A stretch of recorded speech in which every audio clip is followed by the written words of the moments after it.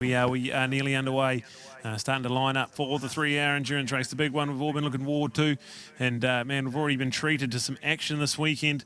This will be no exception here, 3 hours. Pretty good teams out there as well. With Team Reeves Racing, Mitchel and Tony Reese, they won this event 2 years ago at the inaugural staging of it. And then Mitch won again last year with his brother Damo. Odds-on favourite, I'd say, to take this one out. But as we just saw, Love Machine, it's never over till it's over. It is exciting, and there's so many dimensions with endurance racing. Yeah, definitely. We had a wet qualifying session, so the times aren't really going to show it up. But Mitchell and Tony, definitely the class act here. And the rest of them, though, it's going to be topsy-turvy. A lot of them on a 1000cc, then the second rider on a 600. So they would have been down there in the pits changing their tyres, marking them. They are on controlled amount of tyres, but they would have been doing their calculations, and they've qualified in the wet. So now, if they've got another bike, they'll be jumping onto the other bike, or they'll be tweaking their other bike up during the thing, thinking of the scenarios that are ahead for this big long race. We've got a Le Mans start, shotgun start as well, which unfortunately I wasn't allowed to fire the shotgun. I would have loved to do that one. But the first challenge that they've got is the run across the road. So not too many race boys are fast runners, and in race gear as well. Jump on the bike, their mechanics then have to run around, jump out, get into the pits. So get ready, everyone. This is the big one. It's like I said at MotoGP.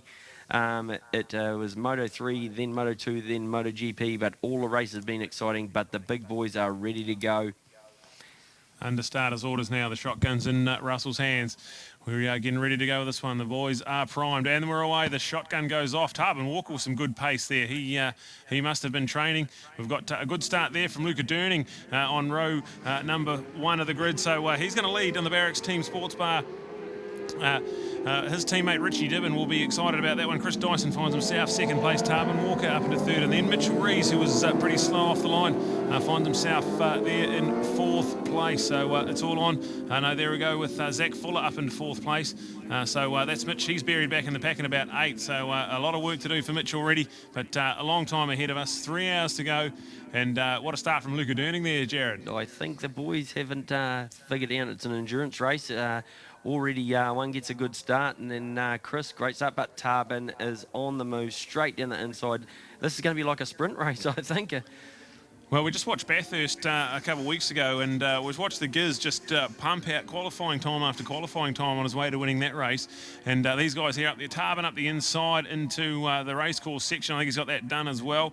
So that's changed position for second place. And whoa, some pretty good moves already half a lap into this 3-hour endurance race. We saw Mitch get stuck there, he ran across the road, good start there. He's got the bung ankle, which is all fixed up, so it'd be great to see him back in full fitness for the Nationals and the Tri-Series, which is ahead. But front boys out, Richie Dibben and Luca Durning. Luca Durning just jumping up onto that 600 for Brian Bernard. Great thing with Brian Bernard running some other young guys coming through. Wicked success last year with Richie Dibben, an incredible rider and taking out the title.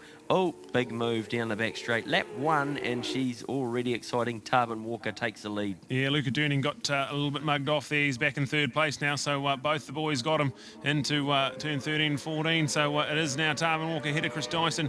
Then go back to Luca Durning. Zach Fuller there in fourth place. Mitchel Reese has now got himself involved in that. It's a full-on 5-way fight, so we'll look to Mitchel Reese. He's the bigger 1000cc superbike machine in there, so he'll just be biding his time. He'll know he's got the advantage in the power. So that's him in 5th place, but only a matter of time before he'll look to put some moves on these guys there. 6th place for Paul Jenkins, Jason Lamb. So cool pairing there. They call themselves the Doofus Brothers. So a little bit of fun there from those guys, and some of the characters in the paddock. We've got Malcolm Belski and Terry Moran. So I think that's Malcolm out there at the moment. So we'll try and catch an update when we can see these riders come past us. But endurance racing is flying at the moment, and already Mitch might have got the hot lap challenge showing him to him, but he's already making some moves there. He's up inside Zach now, up inside Lucas, so 3rd place for Mitchel Reese, and he'll be quite keen to show these boys who's boss at the moment. Definitely. Their first flying lap was 43. So all of them really on the first two are on the 43s, 45, then a 44, then a 42, Mitchel Reese there. So Mitch, yeah, might have missed the start, but like you say, he's been round here, he's done it before, and a lot of other boys haven't. New pairings and stuff as well. Dave Sharp and Tarvin Walker, they are on 1,000 and a 600. Chris Dyson and Jacob Stroud also 1,000 and a 600.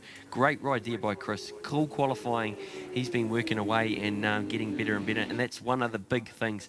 Already we have moves, and of course Mitch driving that 1,000 up into second position, and look at the difference there. Oh, has a cheeky little look to Tarvin Walker, who is on the 600. So we've got 600 out in front currently from 1,000, then another 1,000, and great ride there, fourth place. Zach Fuller on that CBR 600. Yeah, this is impressive from Tarvin Walker. He's not giving up anything here. He's in front of Mitchel Reese at the moment. Mitch just going to maybe have a look at run down into turn 5. No, he's just comfortable biding his time in behind him there. Long race. We've only had 4 minutes gone. We're on about the third lap at the moment. But at the moment, Tarvin Walker, his teammate Dave Sharp was the second rider out there. But Tarvin on track at the moment. Mitchel Reese gets good drive out of 8 on the way into 8 and around the outside there. So look at that one there. Mitchel Reese change of position. He's going to have the inside line into the racecourse section, and Mitchel Reese now is going to take the lead of this one. And Tarvin's going to have to settle back into second, but still a decent buffer forming between him and Chris Dyson. That's second and third, and then Zach Fuller back in fourth place with Luca Durning solid in fifth place. So pretty classy top 5 at the moment, but Mitchel Reese, that's the class we have come to expect, and already out in front of this one. See the difference in the 600 and the 1,000, not too much of a difference, just the big long back straight. Of course, the 1,000 sort of walks away, and heading down towards that back straight as well. The 1,000 seems to get up and have a nice little bit of punch off a corner, and then a little bit more legs. But it's one thing having a heap more horsepower, it's another thing getting it to the ground, and Mitchell's doing that absolutely beautifully. There we go. Mitchell crosses the line. So 3 laps done. Tarvin Walker in second place. And then we go back to Chris Dyson, Zach Fuller. So Zach's actually climbed onto the back of Chris Dyson. We're going to have a look at that one there. So, but he's got the bigger 1,000, so it's going to be quite hard for Zach to make a move. It's one thing being as fast as 1,000, but you've got to find the moves as well. So this is on for Zach. See what he can do. His teammate Hamish Fox. It's a cool little pairing, Fox and Fuller racing today. And there we go, Zach up the inside, having a look. That is a good move into turn 4. Pretty brave move there. The camera sort of starts falling away for you on the exit, and that's all nicely done. Zach Fuller now finds himself up into third place. So this is pretty frantic pace these guys are setting. A 1:36.949 for Mitchell that time around, so certainly not mucking around. The hammer's down, and Mitchel Reese is just already, he was 3.2 second advantage when they crossed the line, but it looks like he's already stretched that out even further. Definitely second position there is Tarvin Walker, and he's doing a 40, and Zach's doing a great drop there. No, so it's still got Dyson there and showing him in third, but he's been passed. But a 41 and then a 39 there. Yeah, so Zach is definitely on the pace there. Gelling with that CBR 600, fresh to the team Reeves, and great that they've taken on another rider. Damo is overseas doing his international stuff, furthering his career, and paving the way for the next up-and-coming guys. So there is a pathway now, which was what Damo and Shane have done with their international racing, and it's only lifted the level. New Zealand Superbikes is coming up, NZSBK. It's going to be great to see Mitch back at full fitness on the new Honda when it does get here. We've got Jaden Hassan coming back riding for Team Moggy on that BMW, and we've got so much more talent like the two boys out there on the 600s that we're seeing currently, Tarvin Walker and Zach Fuller as well, both on 600s and both pulling the trigger hard. Yeah, this is good. So a 1:35.2 that time around for Mitchel Reese on lap number 4. Pretty impressive pace. He's already got an 8.4 second advantage, so he was 4 and a bit seconds quicker than Tarvin on that lap around. Tarvin in the 140s, and just slightly quicker than him last time was Zach Fuller on a 140.0, so almost half a second quicker. There's a 2-second gap between second and third, and that's sort of a race within itself, that race there. It's for P2 in the race overall, but the first of the 600s, and at the moment Tarvin Walker ahead of Zach Fuller, and Zach will be excited about that, but it is always probably slightly easier just to have a target to run towards. So Tarvin has to set the pace, and knows it's a 3-hour race, so we'll see what that happens there. We've got Chris Dyson in 4th place with Luca Durning in 5th. We've got Malcolm Belski in 6th place. We've got Paul Jenkins He's called himself Agent 47 on the number 47 machine, so that's pretty cool. See Paul out there. We've got Mud, Graham Jarrett there in 8th place. We've got Adam Durning.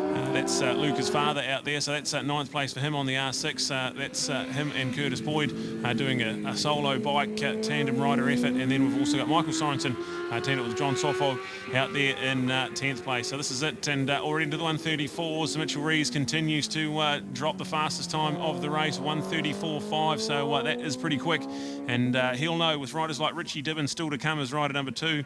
There's also some bragging rights up for grabs, and just to see where you are heading into the summer. Yeah, beautiful lap time there. Tarvin's just sitting on those 40s, so riding to a number, what he's been told to do. But Zach Fuller with the hammer down as well, 139.5, great lap time there. Chris Dyson, big shout out to him. He's been improving and improving. We've seen him at the Hamilton Motorcycle Club, fresh to the 1,000 as well. Been doing the track days down here at Taupo and doing a sterling job there in 4th position on that 1,000. Really looking forward, Luca Durning there for Team Brian Bernard out there at the moment, but really looking forward to Richie Dibben. He's just made the jump up, current Supersport champion of New Zealand, but he's made the jump up to the 1,000, so can't wait to see him out there. Yeah, Richie Dibben, one of the most dominant riders we had at NZSBK. He won the Grand Prix as well. Down at round number 1 on his way to sweeping the South Island. He won 5 out of the 6 races there and took a massive lead into the North Island, where he only had to run the other round before COVID shut us down. But one of the most winningest margins in NZSBK in the last summer. Richie Dibben, your 600 Supersport champion, already jumps up to the 1,000, goes down to the Kingaroa Puna and already on the pace. So it's pretty phenomenal to see, and I'll be quite excited to see what happens when he gets out there on the Barracks team racing Bernard GSXR 1000. So exciting times ahead as we see Mitchel Reese just settling down now, 136.5, so a couple seconds slower than the lap before that, and he is flying. And looking at the infield, with only 6 laps gone, he's already got lappers in his sight, so this is a dominant performance, and we'll see this one here.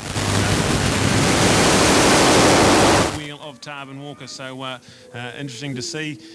These guys here, a 140.1 for Tarvin. That time ran at a 139.0, so the fastest lap of the race that time round for Zach Fuller, and piling on a bit of pressure there. So interesting to see what happens with these two. Not the best start for Zach, but getting himself right into the business of this race.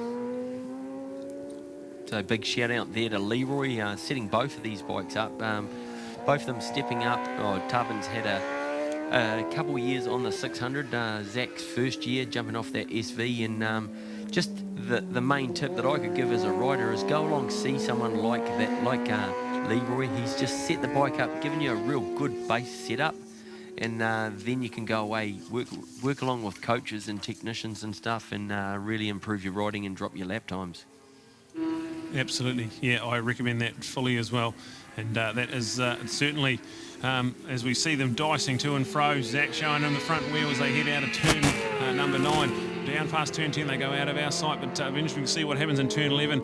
And Zach Fuller, I don't think anyone's told him it's a 3-hour race, because this is fantastic. Full elbows up and a dust up into turn 11, so that's our second and third machines. You'll see Mitchel Reese in control of this one, clocks in a 136.6, so almost an identical time to the lap before, and he is in a groove at the moment, so keep an eye on this one. Still Tarvin ahead of Zach as they head into the flip-flop, but Zach really piling on the pressure, and it'll be interesting to see with how this one plays out, because we've got Dave Sharp, a pretty accomplished 1000cc rider, as Tarvin's teammate, and then Hamish Fox, someone relatively new to 600 Supersport racing, as Zach's teammate. So the battle for the podium is something I'm very excited about moving forward into the afternoon. Definitely. Like I touched on before as well, there'll be 600s and 1000s as well, so it'll be interesting to see what Sharpie can do on the 1000.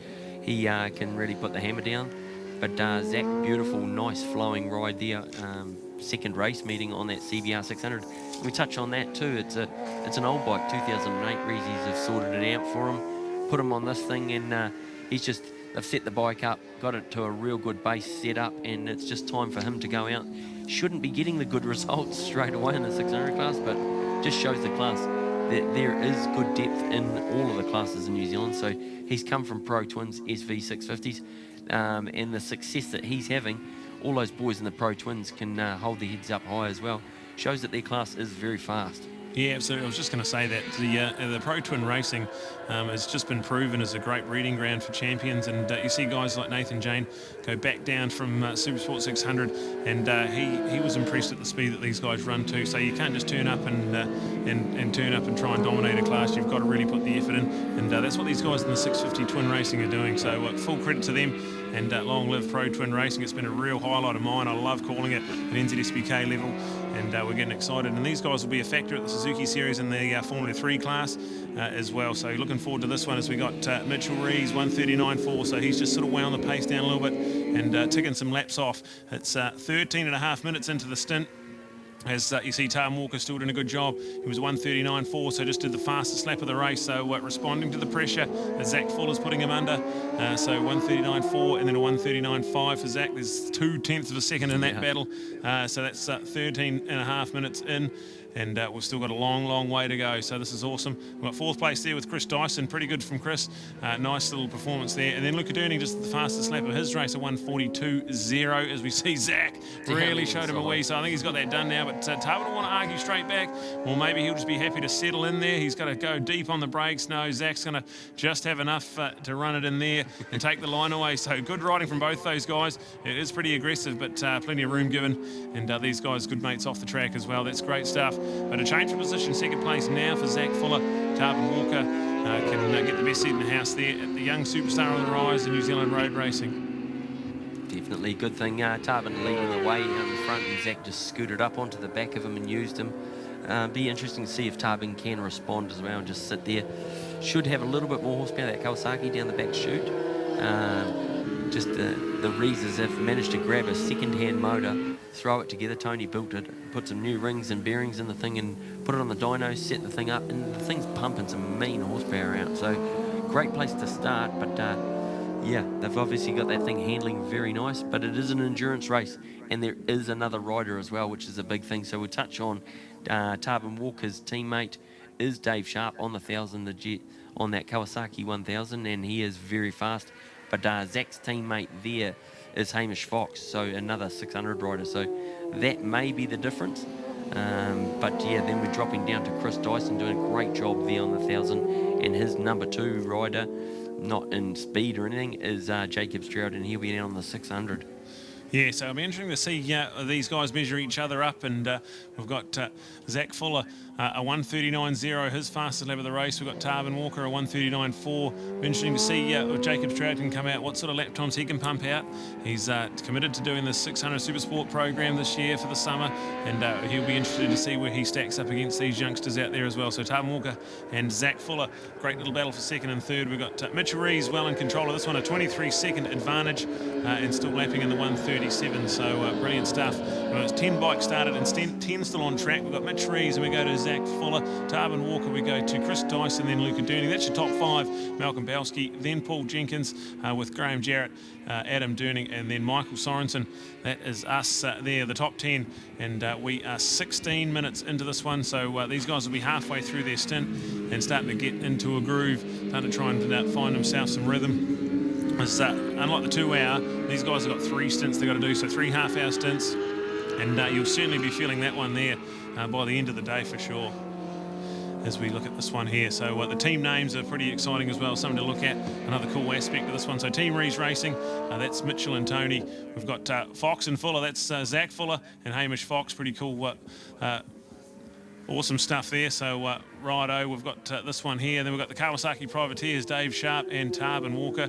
That's a pretty cool name too, because these guys are both on Kawasaki machines, and certainly not a factory effort for them. They are awesome guys. So Kawasaki Privateers, Team Bridgestone for Jacob Stroud and Chris Dyson. There, and then we go to the Team Barracks. That is the new team from Wanganui.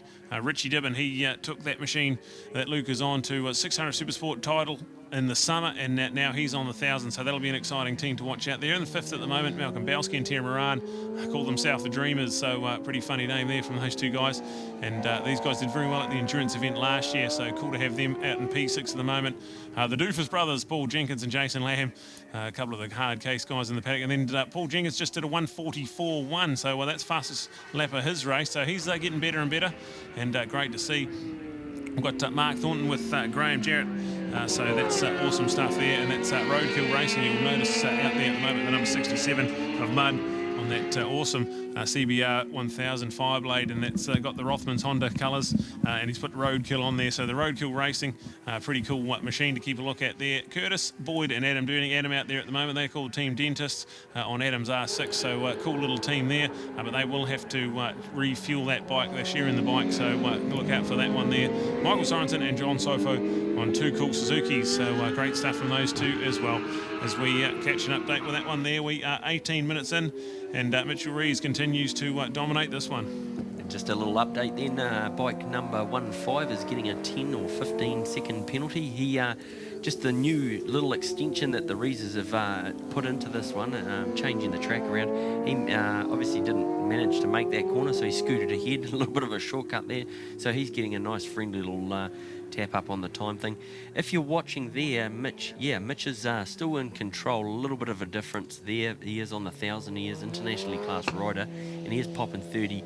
He's varying between 36 and 39. But the 600 boys aren't doing too bad. They're getting faster and faster. Those two there. Wow, look at that. Tarvin just dropped a 38.7, which is absolutely special. The lap times won't be.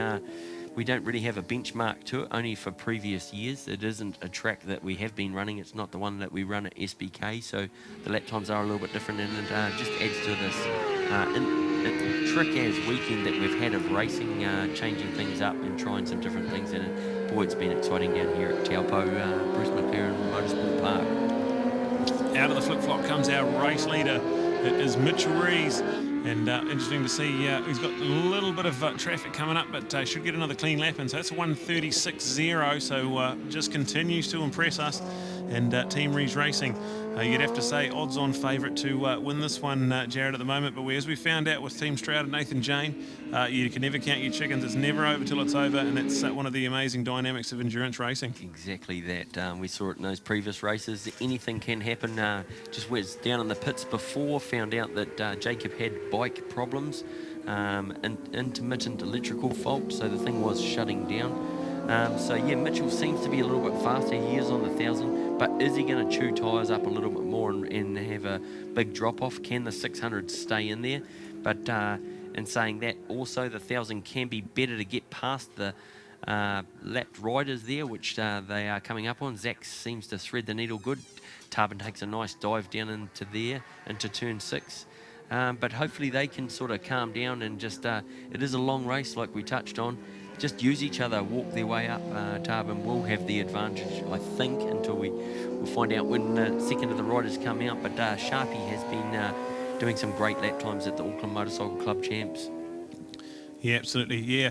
We'll talk about the lappers, but full credit to everyone who's taken on this adventure. We've got 10 teams, so 20 guys entered in this race, and some guys are relatively new to road racing, so so cool that they can have this event and have a go. It's pretty casual, it's pretty friendly, and as Tony Reeves, the legend, touched on at Riders Briefing this morning, it's all about having fun and remembering, why we do this sport in the first place. So yeah, couldn't have been more truer words spoken. It's all about fun. We're still in October. We don't have to be too fired up until December the 6th when we're back here for the Suzuki International Series, the 3-round tri-series. But I tell you what, that is only about 6 weeks away, so that'll sneak up on us as we see into the flip-flop. Zach Fuller, Tarvin Walker, 21 minutes to go. So with these guys having to do the 5 pit stops, there's definitely no sign of anyone coming in early. But we'll see what happens as we progress. So it was quite an awesome dynamic when the pit lane started to open, and we're about around 8 minutes away from that half-an-hour window when guys are going to have to start coming in, especially a guy like Mitchel Reese on the 1000. That'll be burning a little bit more fuel than these other guys, so he might not have the race distance these other guys can go. So all factors to consider as we are 22 minutes into this endurance race. Thanks to Bruce Mclaren Motorsport Park and Team Reeves Racing for the Learn with Reeves weekend.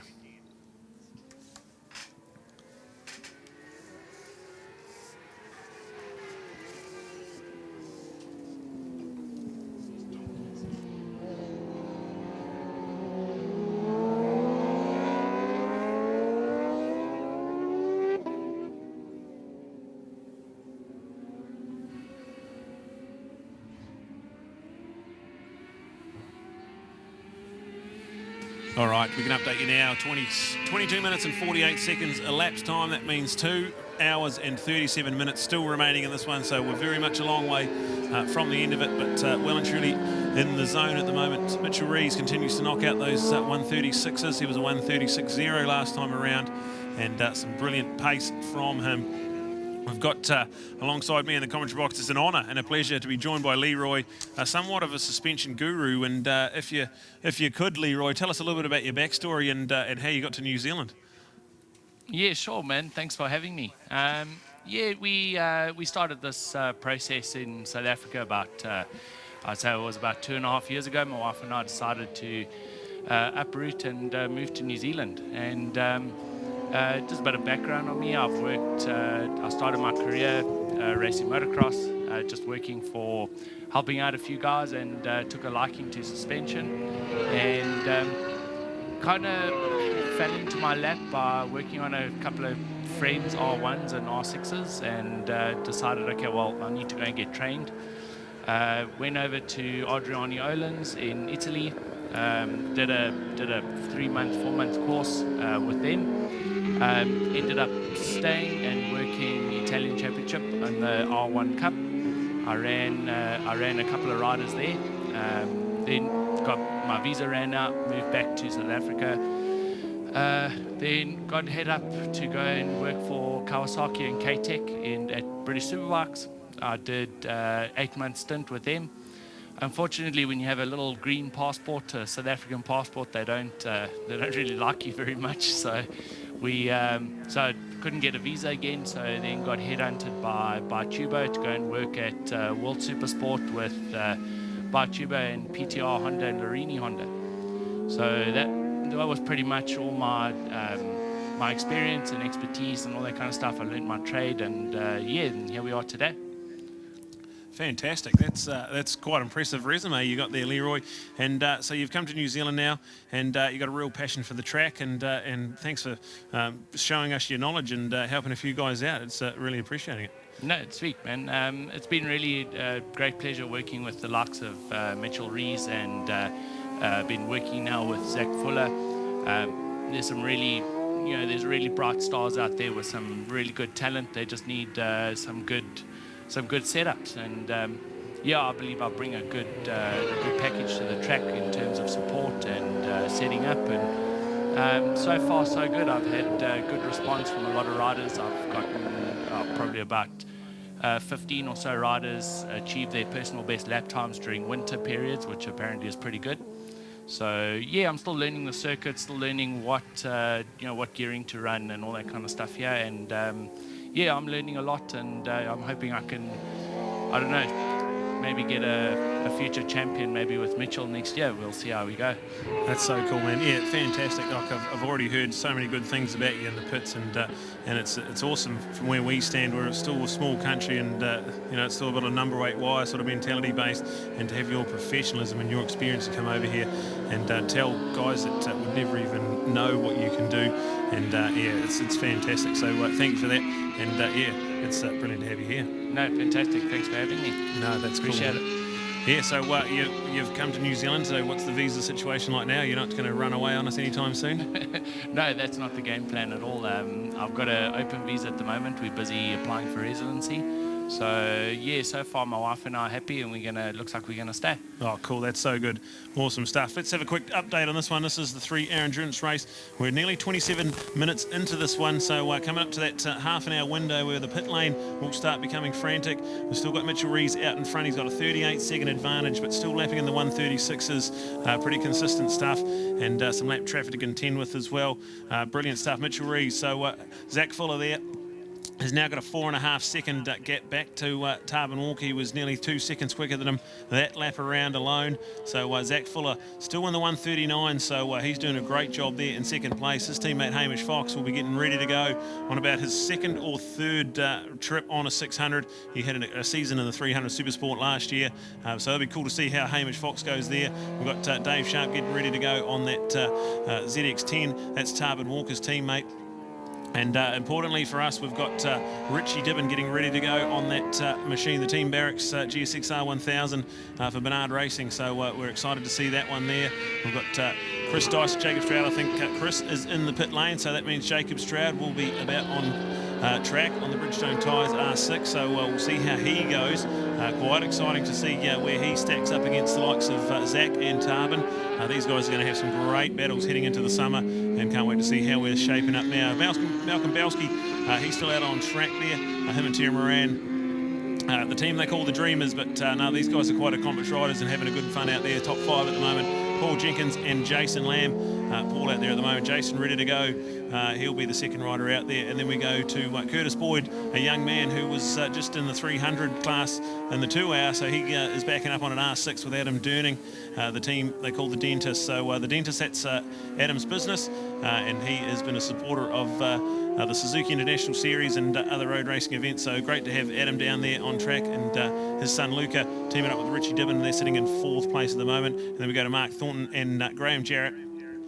The team from Roadkill Racing in 9th place, so lapping in the 148s. He did a 146 earlier, so that's awesome stuff from the Mud. And good news for the Mud, he is going to enter the Suzuki Series in the Formula Sport and Bears class, so pretty exciting stuff. Hasn't been competitively racing for many years, and for him to have a go at the Suzuki Series and ride around the cemetery circuit will be a thrill and a half for him. So he's out there in 9th place with Mark Thornton. Mark Thornton, the second rider, ready to go. And then we go to Michael Sorensen and John Sofo. That's rounding out the top 10, so they're in the 147s as well. So those guys from about 7th to 10th, all pretty even on pace, so some good battles out there.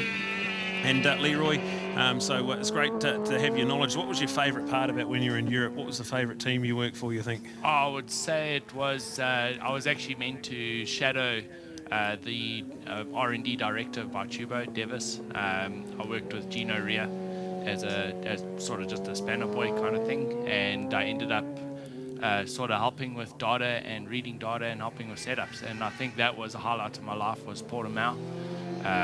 Working with Gino Ria, he's an absolute character, and yeah, we got a good relationship. And yeah, I'd say Portimao was probably my most memorable sort of outing.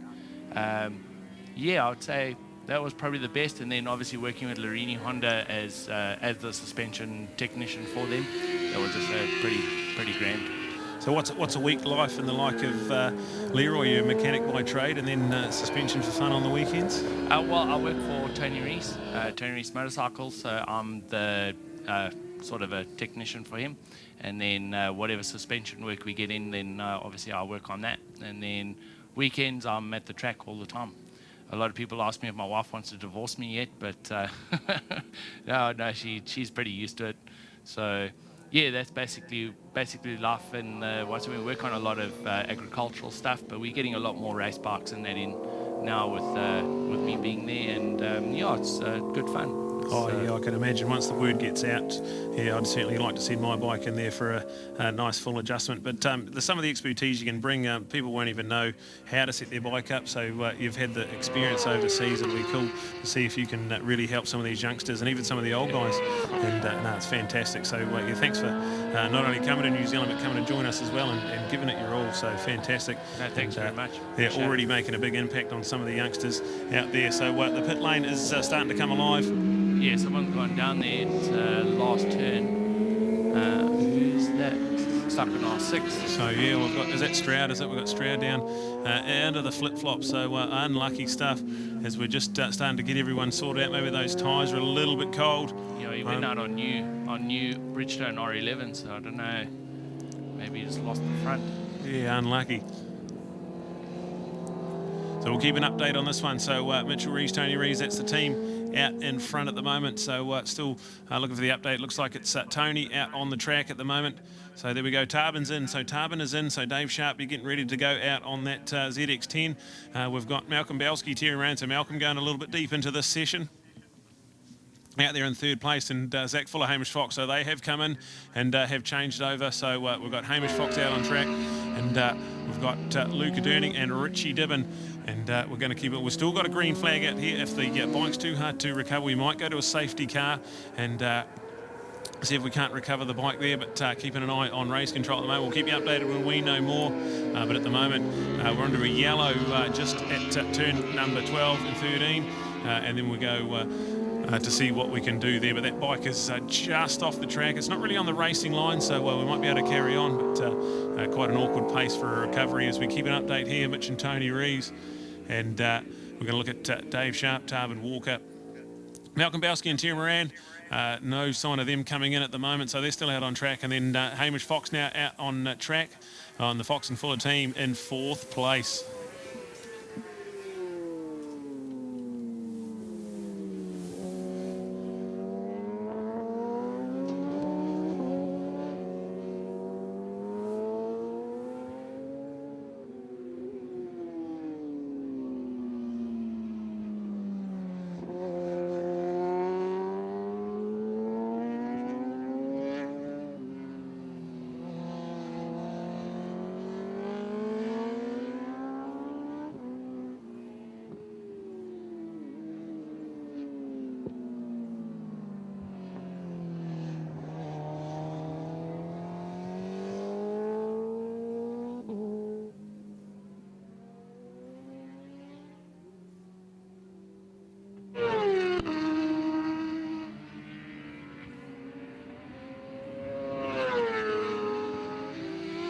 Okay, so update, we can give you the safety car is out on track. So we've gone to a safety car. We've got Jacob Stroud. He's up and walking, but does look to be favouring his arm or shoulder. So the update there, he's up and walking, but Jacob Stroud doesn't look too good down there. He's at turn 11. We're trying to get that bike sorted out. It's just on the side of the track. We've gone to a safety car opportunity at the moment. So these guys will have to form up behind the safety car. And we talked about it at Riders Briefing, a few different protocols, but another one of the exciting features of an endurance race. We've got a safety car at the moment with Richie Dibben out on track. So this will be exciting to see. The safety car will bunch them right back up, and you'll have Tony Reese out in front, and you'll have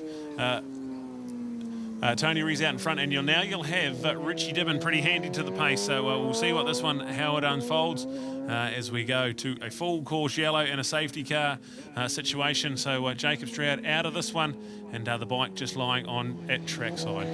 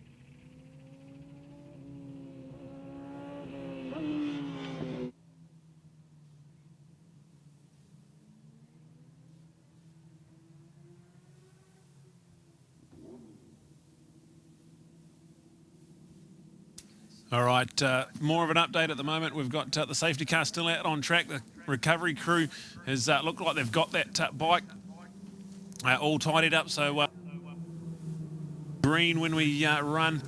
At the moment, they're into turn 1. Following the safety car, Dave Sharp is just ahead of everyone at the moment, lined up. We've got Hamish Fox in there, second place on his 600. And then we've got Richie Dibben there. So I'm excited to see what sort of lap times we get in this one. We've also got the legend Tony Reeves out on track at the moment. So interesting to see how we go when we fire this one up. But I'm not sure how we're all stacked up. It looks like Tony Reeves is the only one on that lead lap at the moment. So maybe the safety car, they could have let those other guys go out ahead of him. I'm not sure how this is all panned out, but we'll see how this goes. But a full credit to the track crew. They got that bike sorted out pretty quickly and now ready for a restart. Yeah, you just touched on that one too.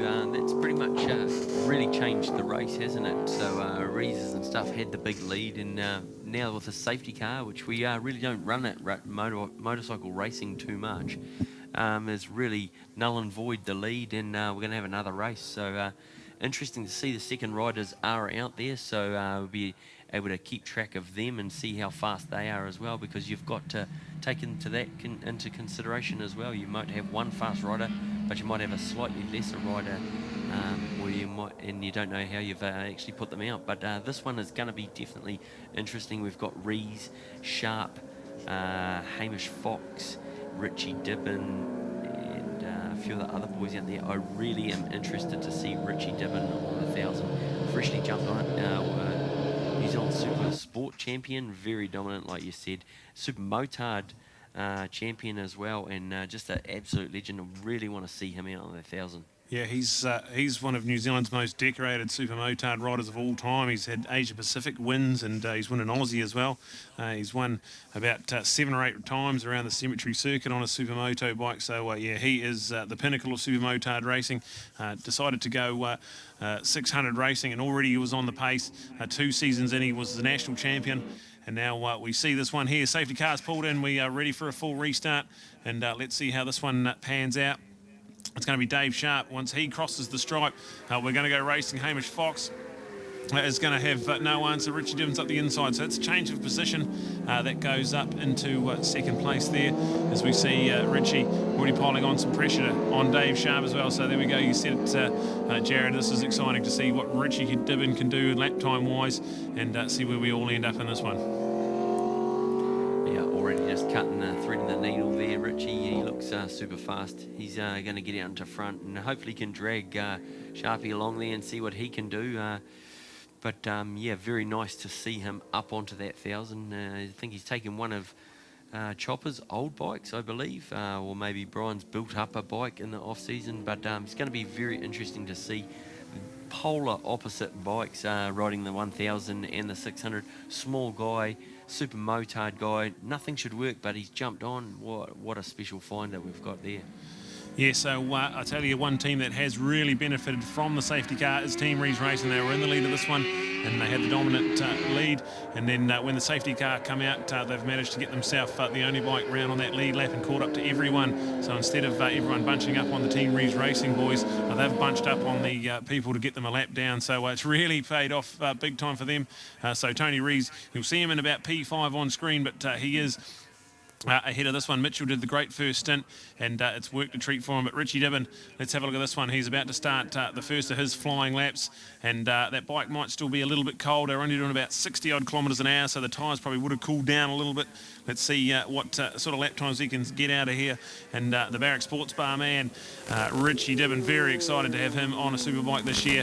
Just one of the many facets of summer we're all looking forward to. And it all begins on December the 6th right here at Bruce Mclaren Motorsport Park for the Suzuki International Series. The week later we go to Manfield, which is my all-time favourite track. And then we go the 26th, Boxing Day, the legendary Cemetery Circuit. And I was there a couple of weeks ago, Love Machine, a bit of resurfacing going on, and could be some exciting times. Hopefully if they get that seal right, we could see some more lap records falling. Yeah, I was in that Pirelli, in that level, new big changeover and stuff from Nationwide Accessories, and they said to me, interesting fact was Pirelli actually own all of the lap records bar one in the whole of the New Zealand. So very interesting fact there.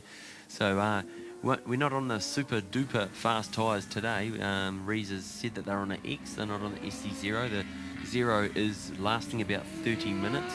So the lap times that they're popping out, different track as well, so we haven't anything to compare it to. So some different things, but boys are out there and they're trying. Yeah, this is good stuff. And Richie Dibben, the man leading on screen, but he is in second place in the race. So Luca Dern did a good job. He got a great start and then ended up P5. Handed over Richie Dibben, and now Richie is managing to get some good lap times in. Got a clean track ahead of him. And let's see, he's going to about to complete the first flying lap. Richie Dibben, there got Tony Reeves. He's now up into second on track, but he's leading the race by over a lap at the moment. So there it is with a 1:36.0. So we saw Mitch do a 1:34.5 earlier on. We've got Tony clocking in a 1:39.4, so he's finding a groove as well. So this is good stuff. Dave Sharp in there as well. So the good pairing of Dave Sharp and Tarvin Walker. Dave that time a 1:40.7. So this is going to be really good. And Hamish Fox, pretty impressive as well. Only about his third ride on the 600. Jared already into the 1:44. So teaming up with Zach Fuller, pretty handy pairing in P4 at the moment.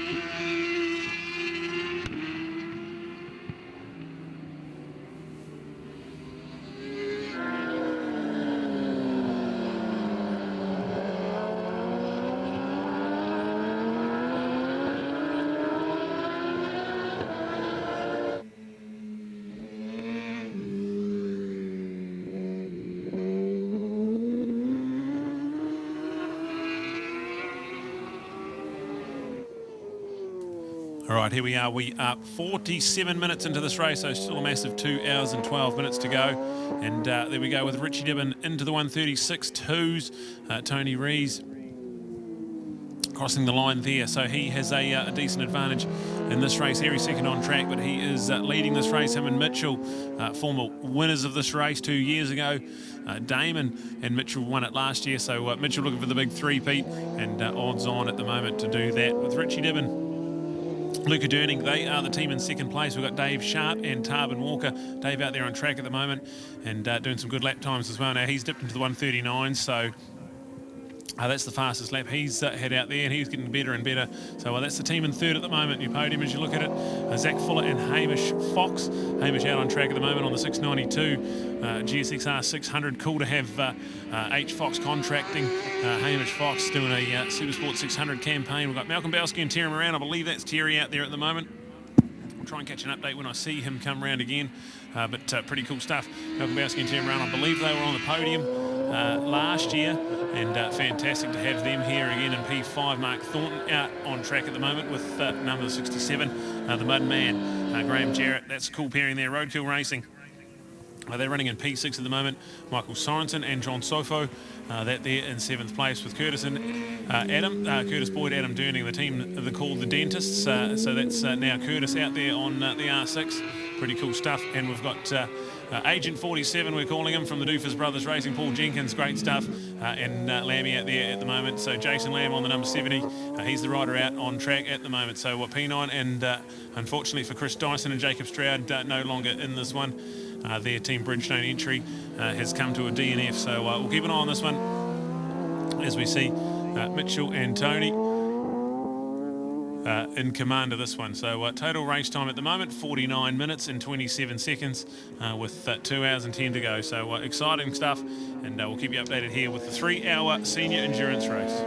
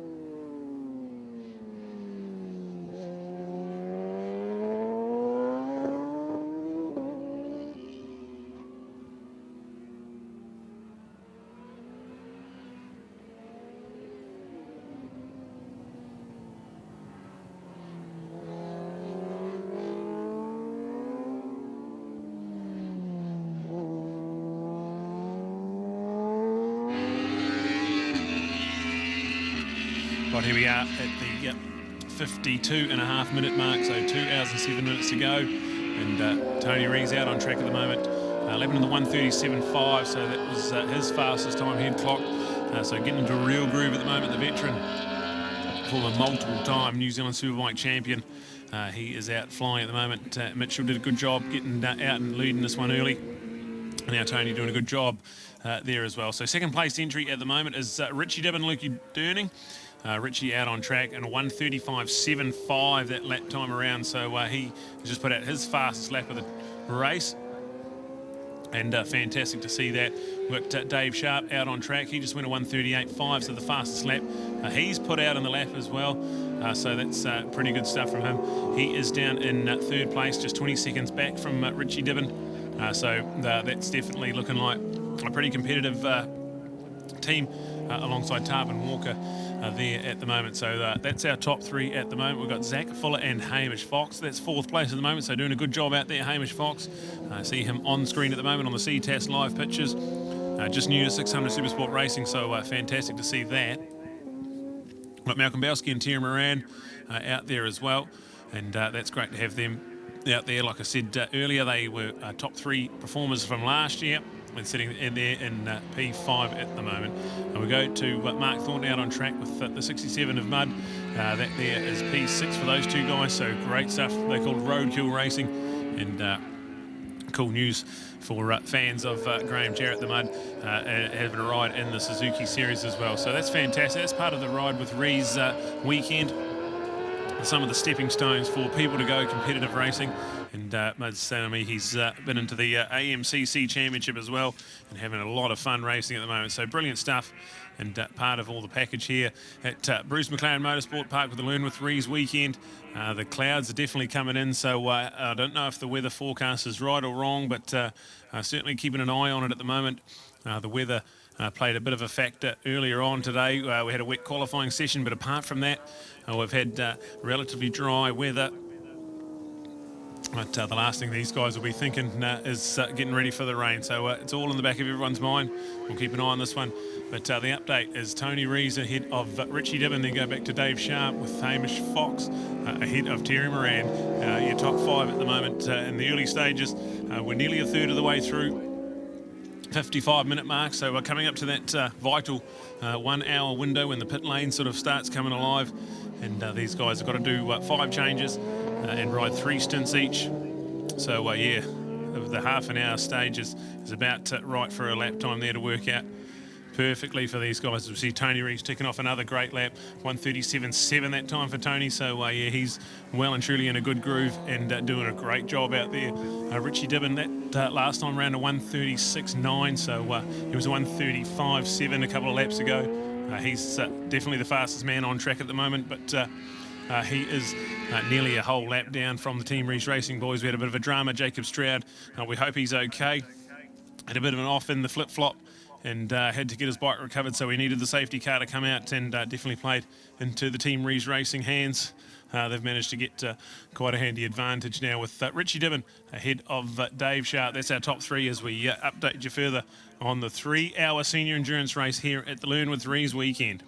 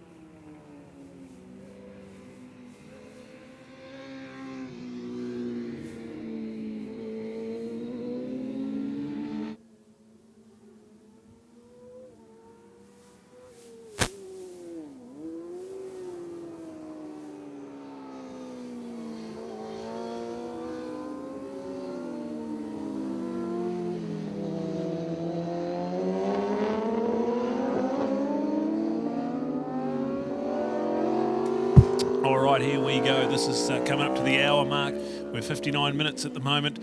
So those second stages of pit stops are going to start coming alive. The pit lane's already got a bit of action going down it at the moment. We've got Mitch and Tony Reeves. Tony's still out on track there, lapping last time around in a 1:37.4. So good lap times from Tony Reeves there, absolutely fantastic. So we are now on to the 59-minute mark, and 1/3 of the way through this race. We've got Dave Sharp still out on track there. His teammate Tarvin Walker almost locked and loaded, ready to go. Dave, last time around a 1:38.0. He's dipped into the 1:37s as well. So Dave Sharp, a man on the move, and a very accomplished 1000cc rider now as well. We've got Richie Dibben, went out there and did a 1:37.7, but since then just been ticking off those 1:36s and getting some vital track time here on his campaign for a full-on Superbike challenge this year.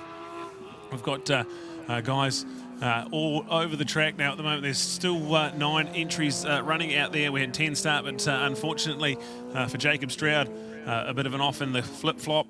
And now we've got this one here. So we're going to see the pit lane start to come alive. And joined with me in the commentary box, an absolute pleasure and an honour to now talk to the 2-time defending 2-hour endurance race winner, SJ Cavell. And SJ, that must feel pretty good. Yeah, mate, it was good to get out there and defend it, like I say, but we had a bit of luck go our way, which, hey, that can happen in endurance racing.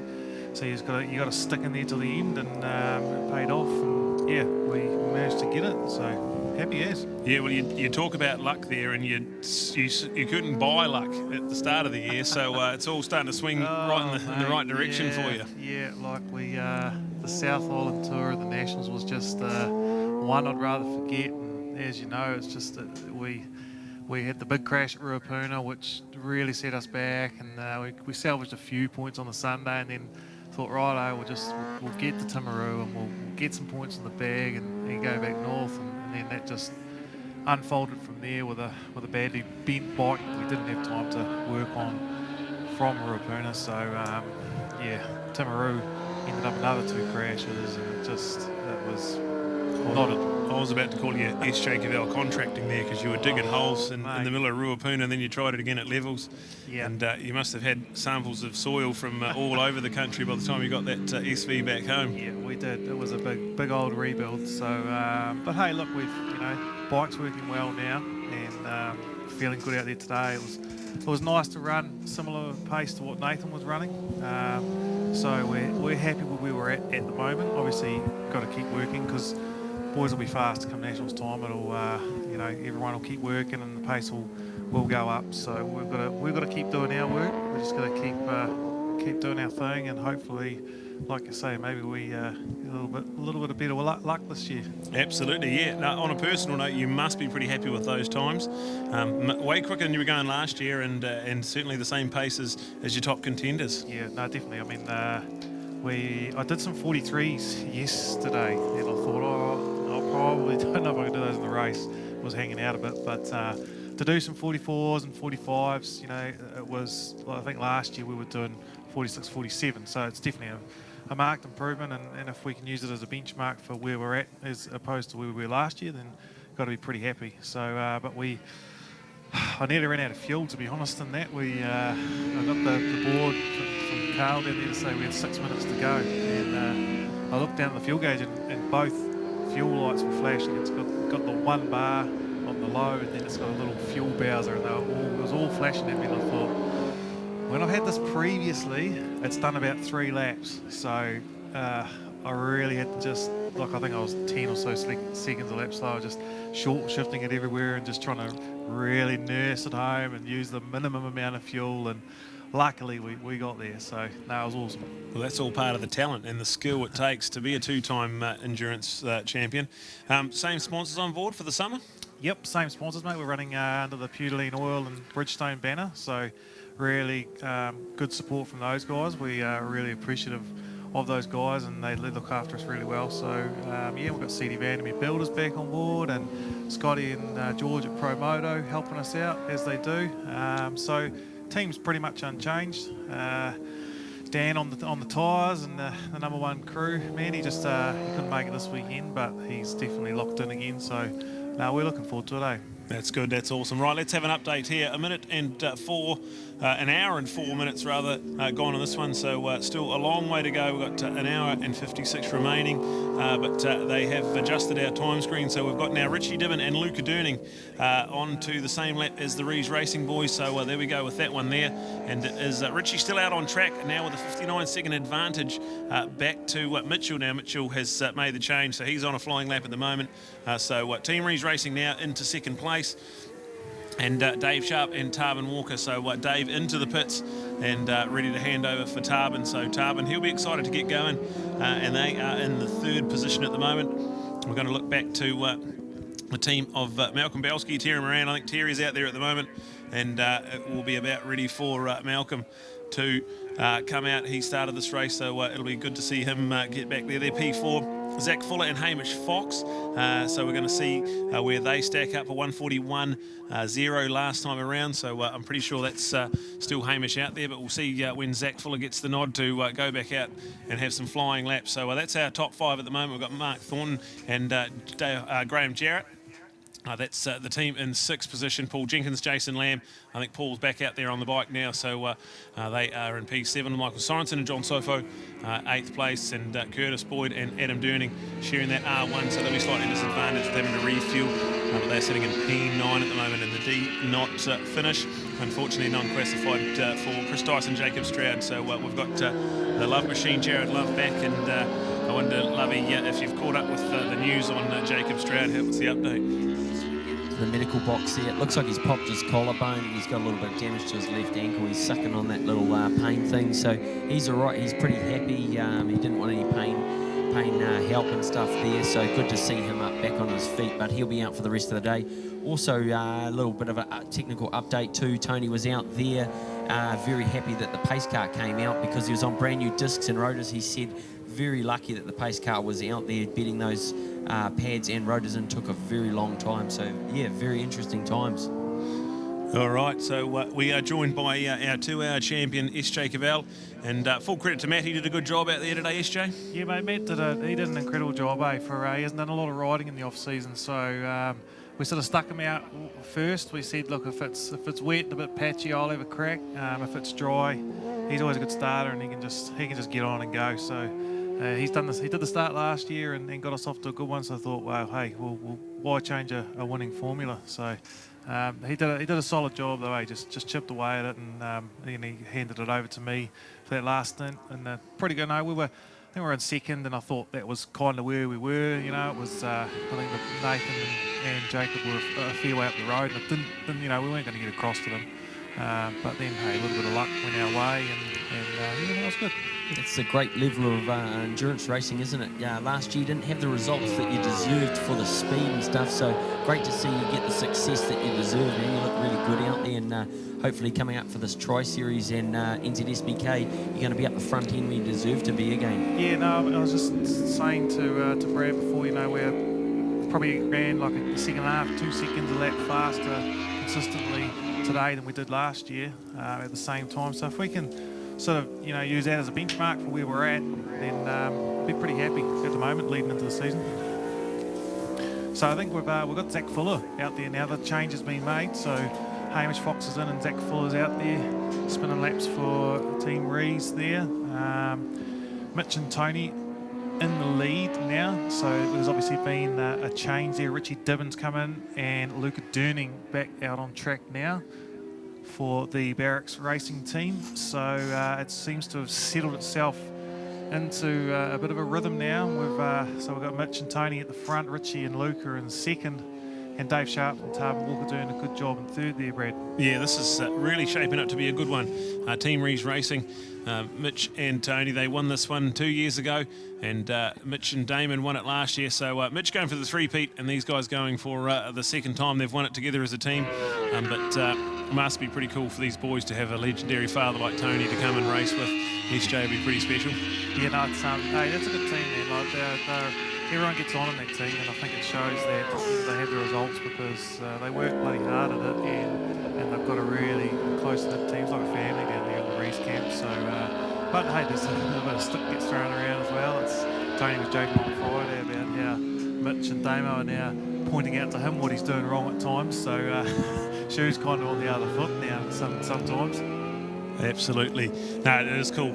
And thank you to Team Reeves Racing for this weekend. It is the Learn with Reeves weekend. They had the coaching day on Friday, SJ, and you were a part of that. And that is something I really love to see, and pretty positive stuff coming from that.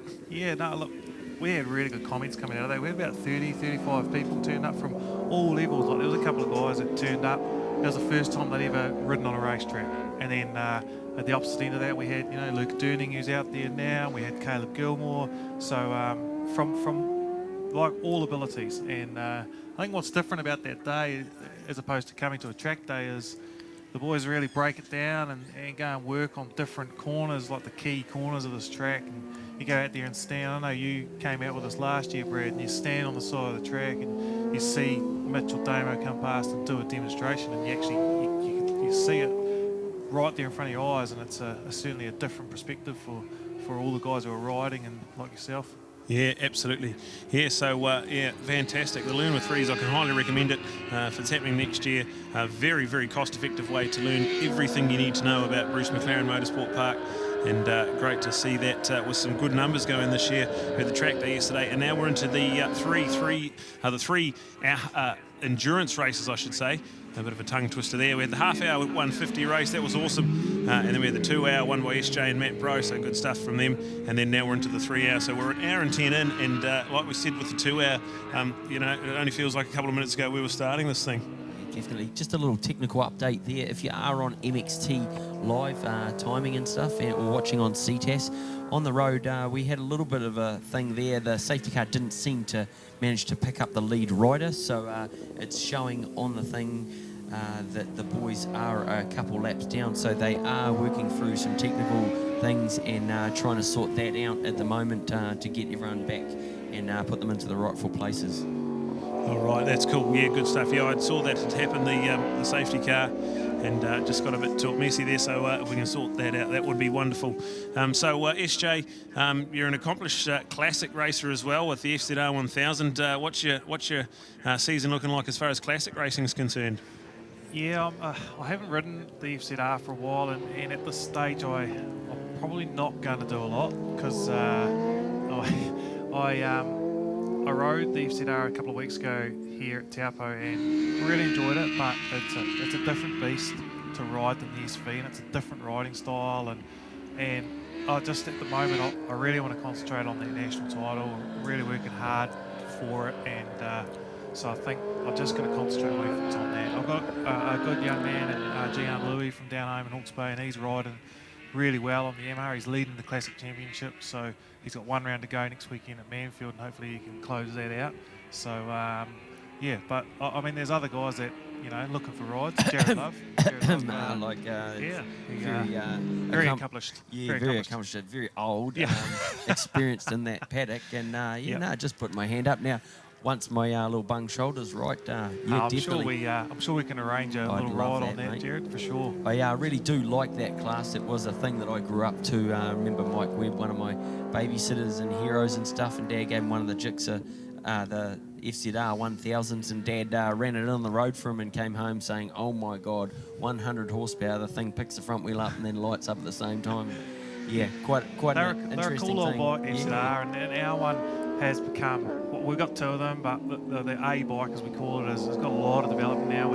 From racing at the Classic and at Phillip Island, we made some good contacts, and it's got a whole different front end, like billet triple clamps on it, and it's so we've done a lot of work to that bike. And is it standard still 1000, or you're out to 1132 like a lot of them are? So no, we went back to the 1000. Yeah. So we built what we call it small block, and we took all the starter and all the charging stuff out, so it revs up real fast, and it's pretty lively, and we've got high compression pistons in it, and did a little bit of head work, and it's a good engine. What sort of horsepower does the thing pump out? I think it's about 135 at the wheel. Yeah. So I mean, it's not huge, but it gets the job done. Yeah, and they're a brutal animal to ride. You use all of it, like you can actually use the whole lot of it. So yeah. That first superbike that I got, I was fortunate to take Tony Reese's one over, and I had an Alan Franklin motor. We we bored and stroked a 750 onto 840, and it had real trick World Superbike stuff on the thing. And I rang my dad up. We went down, first ever ride I got on a Superbike was the first round of the New Zealand Champs. We picked it up at Wanganui,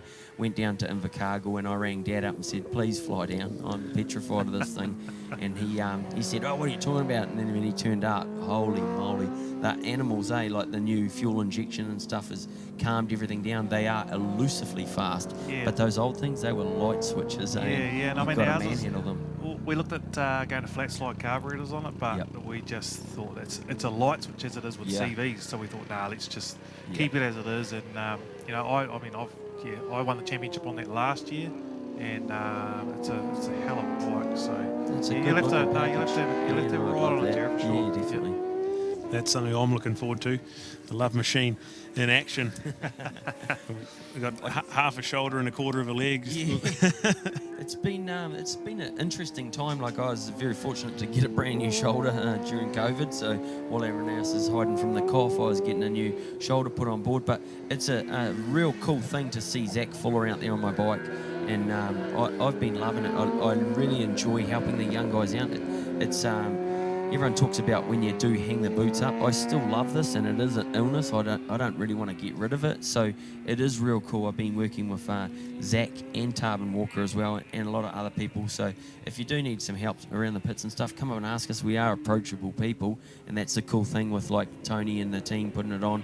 We're not aliens. We like to help out. We like to see everyone go good, and it really floats your boat when you help someone and they start going real cool. It's a credit to you, Jared. I mean, Zach burst onto that Pro Twin scene last year, and I remember I turned up here at Tri-Series last year at Taupo and saw this young kid out there in the paddock on the CSV, and I thought, never seen him before. Yeah.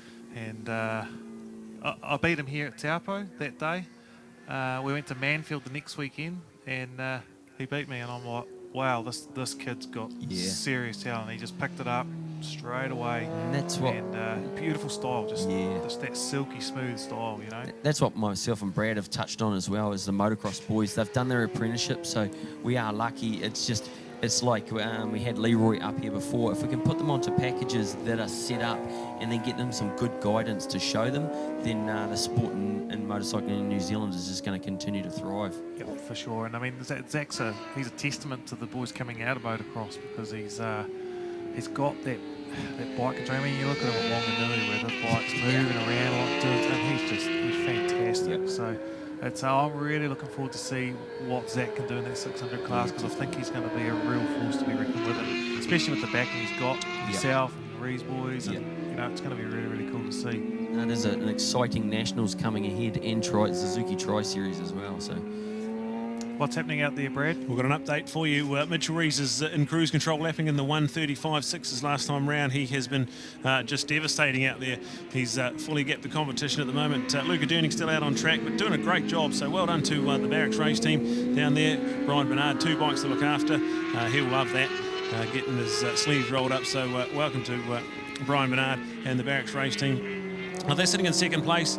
Richie did a great stint there first up, so that's them. Dave Sharp, Tarvin Walker, Tarvin out on track at the moment, and has got that down to 15 seconds. So 15 seconds down the road from Luca, so reeling him in. He took a second out of him last lap alone. We're an hour 17 gone, so we're still about 13 to 15 minutes away from those pit stops, so some more time for Tarvin Walker to try and sneak into P2. We've got Zach Fuller out on track, and 1:39.9 last time round, doing a great job. So 4th place there. We're still on the same lap as Luca and Tarvin, so definitely food for thought there. The podium not out of the equation for them at the moment. They're in 4th place. Malcolm Belski out on track at the moment. Terry Moran, his team there with a 1:44 last time around, so awesome from them, sitting in P5. And as we saw on the 2 hour, that's exactly where you got to be. You just got to be hanging in there, and good things may happen at the business end of this race. So top 5 update there with an hour and 18 minutes gone. Still a massive an hour 41 to go. And to see that there's an hour 41 to go, and we've already had an hour 18, SJ, that's almost as long as your race was. So these guys will be starting to feel it already. Yeah, mate, they will. It's, you know, half an hour is a long time out there on the bike going fast. I mean, you come to a track day and you do a 15 or 20 minute session, or a race is 15 odd minutes. And so to double it up is really demanding, and I find it's the concentration. It's the actual keeping in that groove for the whole time, and you know, keep hitting those markers and keep doing all those things, and it's hard to keep that up for half an hour. So physically demanding, you find that physically demanding out there? Yeah, I did. I actually came in after the first stint and my legs were cooked, and I said to my partner, I said, man, my legs are really cooked after that one. And I just sort of sat down there to rest for a while, and then and the second stint wasn't so bad, but yeah, it was really physically demanding. So maybe we could see you out there training a little bit with Scotty Moyer at the motocross and stuff. He's having some great success out there today. Well, mate, I've never ridden a motocross bike in my life, so and Scott keeps threatening to put me on his 450 because I think he thinks it'll be a great laugh. But the only motocross bike I've ever ridden was out here on the flat track. It was Blake Gillard's flat track bike. Oh, cool. So it was, you know, here you go, jump on this. It's got no front brake, but have a crack. So it was definitely an eye-opener for me. That's a cool thing that we can touch on as well. We've got the Sam Smith Classic coming up. I rang up Craig Sheriffs the other day, and he's turning up. And unfortunately, we lost Sam Smith through some bad times and stuff. So I rang him up and said, hey, rather than meeting at funerals, why don't we have a good weekend? So we're going up to the Sam Smith Clay Classic, and hopefully everyone else is going to get out and we all have a bit of fun. And it doesn't matter that we're old and not racing anymore. We've got to try and catch up on some cool events. So. Yeah, well, that's really growing into something quite big, because when I was down racing in South Island a couple of weeks ago, I think Al Hoogie and a few of those boys are making the trek up as well. So it should be really cool. Be interesting to see if those boys can transition across, because I have spent a bit of time with Jaden Hassan, and he tongues it at motocross. We had him out in the back paddock on CRF 150, and he was 20 seconds a lap slower than us. By the end of the week, he was down to 10, and he was quite stoked at that. But be interesting to see if the road bike boys can. I know Zach is very fast at it. Yeah, well, Zach's, I mean, look at what Zach did on the 500 days. He's fast on anything with two wheels, that boy. But I mean, like the flat track boys who are into it, they're super fast. You know, Scotty Wilkins and those boys they're going really, really fast on them. So I'm not sure if Greymouth was happening today. Yep. So we've got a bit of an update from Greymouth. 2 from Seth Detherow so far in the Formula 1 class. We've got they've got Formula 2 down there as well, and we've also got some great racing. We've got Bears and pre 63 racing. So the Greymouth Streetwear coming alive at the moment. They've got a kart demonstration as well. So this is real cool, and a big welcome to anyone tuning in down in the Greymouth Street Race, an event I've always wanted to go to, and looking really good down there at the moment. Have you raced that? Did you race that? Yeah, I had a good go when I was on the 996R against Glenn Williams. We had a good little dust up down there. He was on that ZX10, and it was a fair bit of fun. How does it compare to Wanganui as a street circuit? Quite fast and flowing. The first time that you turn up there, you got to actually wear a yellow T-shirt on the outside like the Isle of Man, so it was quite cool to turn up there and win with the yellow T-shirt on. But no, Glenn never gave it to me. It was quite good. But yeah, one of the only places like in Invercargill that you see the rain coming across sideways. Coarse chip, quite fast and flowing. Not big hay bales. They do mark it out with tyres and stuff, but yeah, pretty cool sort of event. Unfortunately, we lost Pyro, so it is becoming a less more tracks and stuff. Harder to keep those street races going, and full credit to the team at Greymouth and Flea with at Wanganui, because it's a massive undertaking in those street circuits, especially in this modern day of health and safety and all that. That's the big thing too. So if you can get a chance, and you have been sitting around locked up, do get down to Wanganui. It is a special event, and we have still got it running down there. So they're doing a bit of a thing that you can buy bricks or something to mark yourself in, $150, I think it was. Yeah, that's a cool innovation. So they're repaving the footpath outside the start-finish line, and you can get your name engraved on one of the bricks that they're going to lay down there and be forever a part of the cemetery circuit. So a cool idea. Yeah. And check out, they're forever doing cool, innovative things, the team at Cemetery Circuit. So keep an eye on that one there. They're all over social media as well to give them a follow and start gearing up. It's going to sneak up on you pretty quick, the 26th of December, and I'm already looking forward to it big time. Won't be having the international guys coming across like we formerly have. Incredible event, like bringing the guys that we've watched, our heroes, on TV, and getting to hold their bikes and put a number on or a letter on for the international guys and let them ride your bike. It's been quite a cool thing. And Cooper really was the highlight of everything that I've sort of done in New Zealand. To see a guy like we had Peter Hickman was incredible and such a nice guy. But Cooper last year was just, it was a very special thing for me to turn up, jump onto a track like that and pull the trigger. It was incredible racing. And conversely to that, we've seen in years guys that we probably expected to go really, really well not go so well here, and you know, it shows the level of our competition here, that our guys are actually world class. When you've got a Michael Dunlop or a, you know, those sort of guys turning up and not, you know, winning races essentially. So that was one of the discussions I had with Damo as well. He came out last year and I was watching that racing, and it was a one-on-one dust-up, and those two, Cooper controlled him and held him. He'd just flown in, jumps off the plane, turns up here and hasn't seen the bike and stuff like that. So Damon did a great job, and that was the interesting thing that I said to him was how different is and how good is the team set up. So that was the thing that I was personally looking at with Damo going over there, and then for him he obviously got real good feedback, and he's in a great team, and that just showed the talent that he's got working alongside with those guys, getting that information and intel, and he's continued to make us all super proud in New Zealand. Absolutely, and just unfortunately he had that little off in the second to last round and put him out of the last round, but you know, I know from speaking to the boys over the weekend, his plans are well in place for next year, and it's looking like he'll secure himself another seat and hopefully can push for some better results next year. That was one of the main gains. I learnt how to use the internet during COVID, and it's not just for the things that I was using it for. You can actually watch motorbike racing and other things, so that was cool. And you've just been checking your banking and stuff. Yes, definitely that. Yep. And it was a cool way it doesn't matter where people are in the world, and that's the great thing with Ctas. You can be anywhere in the world, not be able to get to the racetrack, so just jump onto the internet, watch it, and you can see what's happening in New Zealand. Yeah, full credit to Grant and the team. They do a wonderful job, and they've done for a number of years in New Zealand road racing, bringing us these fantastic pictures. And the update we can give you, an hour 25 gone. We're nearly halfway through this race. It's still Mitchel Reese in control of this one, lapping in the 135s consistently. So phenomenal stuff. Luca Durning still in second place there, and with that in third place Tarvin Walker, but now down to 7 seconds, so 7.3 seconds the gap between second and third. Keep an eye on that one there, because that's a live battle for the podium as we see it unfold at the moment. And we then go to Zach Fuller out on track at the moment. Hamish Fox nearly ready and going for his second stint, so this is starting to get exciting. That hour and a half window is when we'll see the pit lane start getting frantic, and we'll see some of these rider changes coming over. Malcolm Belski out on track, Terry Moran, his teammate, ready to go for another stint as well. So great riding from them. They are a couple of laps off the lead at the moment, but doing a great job. 5th place, Mark Thornton and Graham Jarrett. Good work from them in 6th place. Paul Jenkins, Agent 47 we're calling him. We're going to see if we can get it to catch on.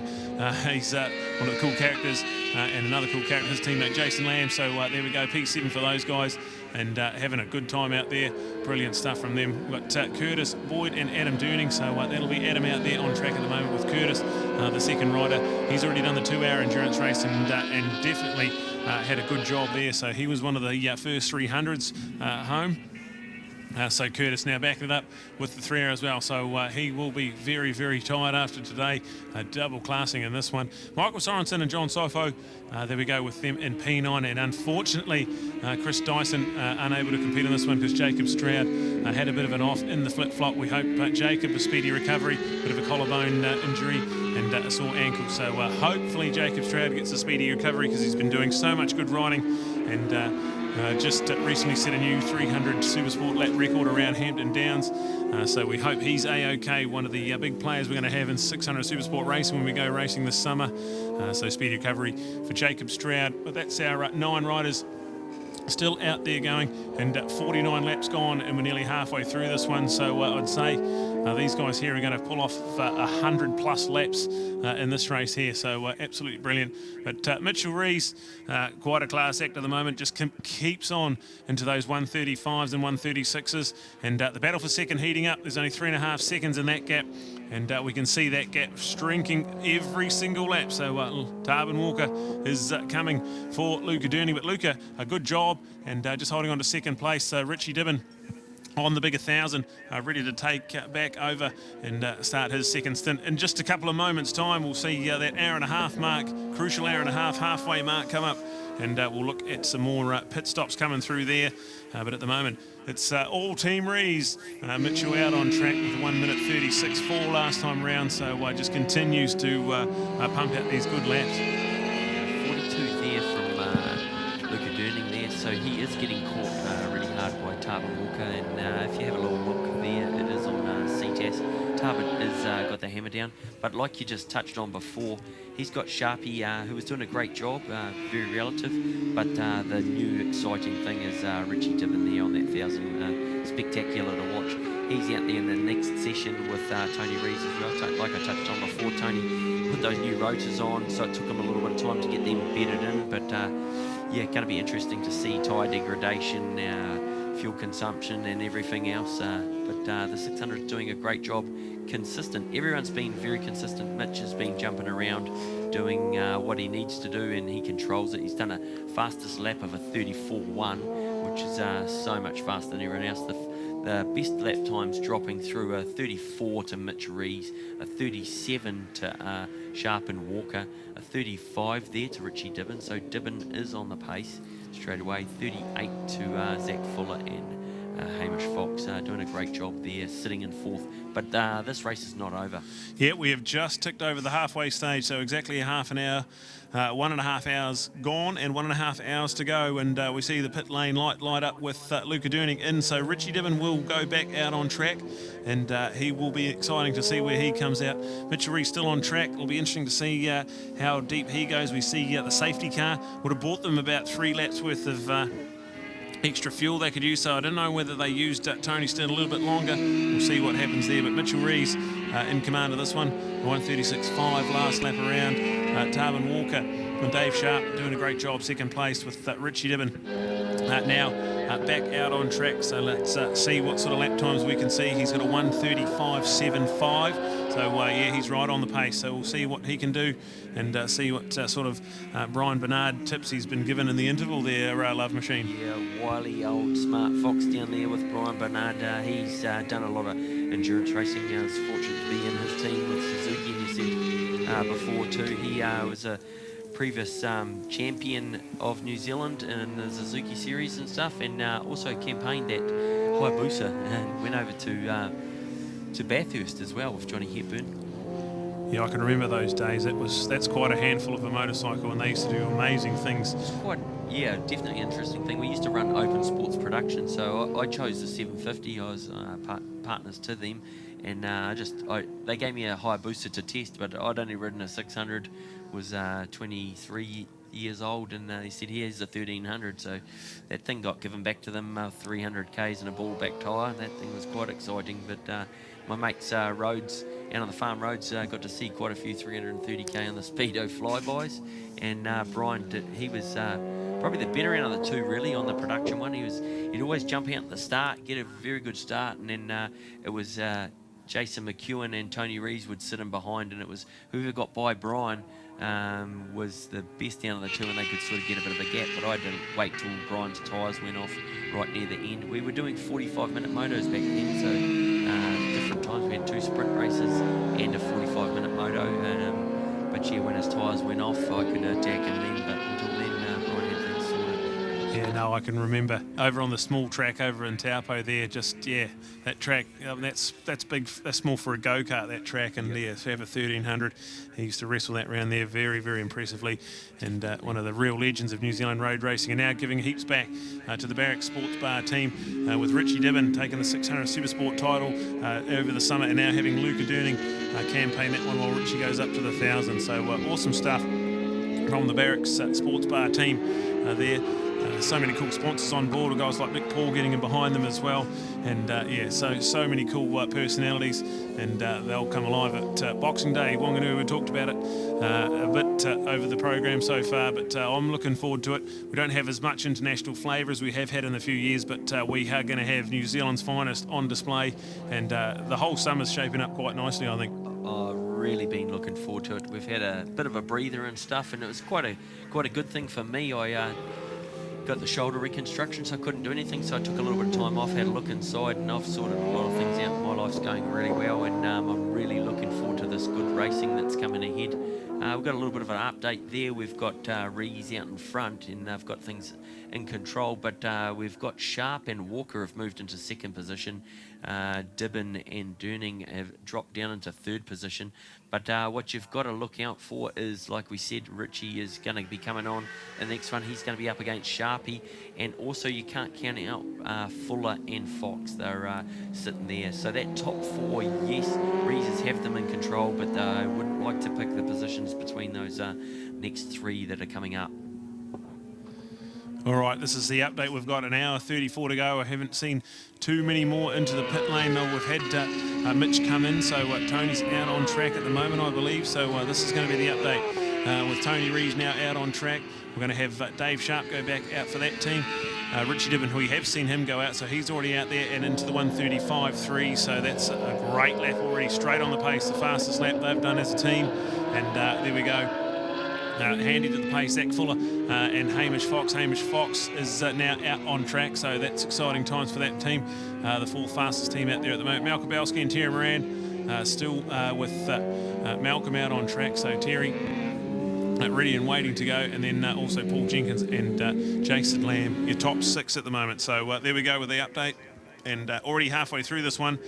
Still a long, long way to go though, Love Machine. Yeah, really interesting little module here. We've got Dibben out on track, and he looks super duper sharp on that 1000. Really enjoying watching him. We had Walker there handing off to Sharp. Sharp's done a sterling job. A real nice guy of motorcycling. Get to see him around all the club days. Preps his own bikes. Doesn't have the big factory sponsorship. Struggles along to all of the meetings, as does a lot of the other riders. And he puts on a great job. So real tidy, nice little rider. And just off, as Tarvin was as well, just off those top guys. But really looking forward to seeing these guys with a little bit more riding out there, a bit more prep.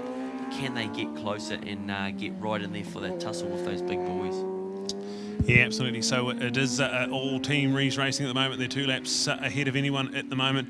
We've got Dave Sharp and Tarvin Walker in the pit, so that'll be Dave Sharp heading out there, and the real exciting race on the same lap of those two with Dave Sharp and Richie Dibben. So Richie and Luca doing a good job. They just held out Tarvin before Luca come in, so maybe Tarvin made a little bit of ground. It'll be interesting to see where Sharp he can get out, and if he's ahead of Richie Dibben. Richie's had the hammer down 1:35.1, so that's a really live battle for position. So second and third is all up in the air at the moment. There's not much in between those guys, and shaping up for a good finish.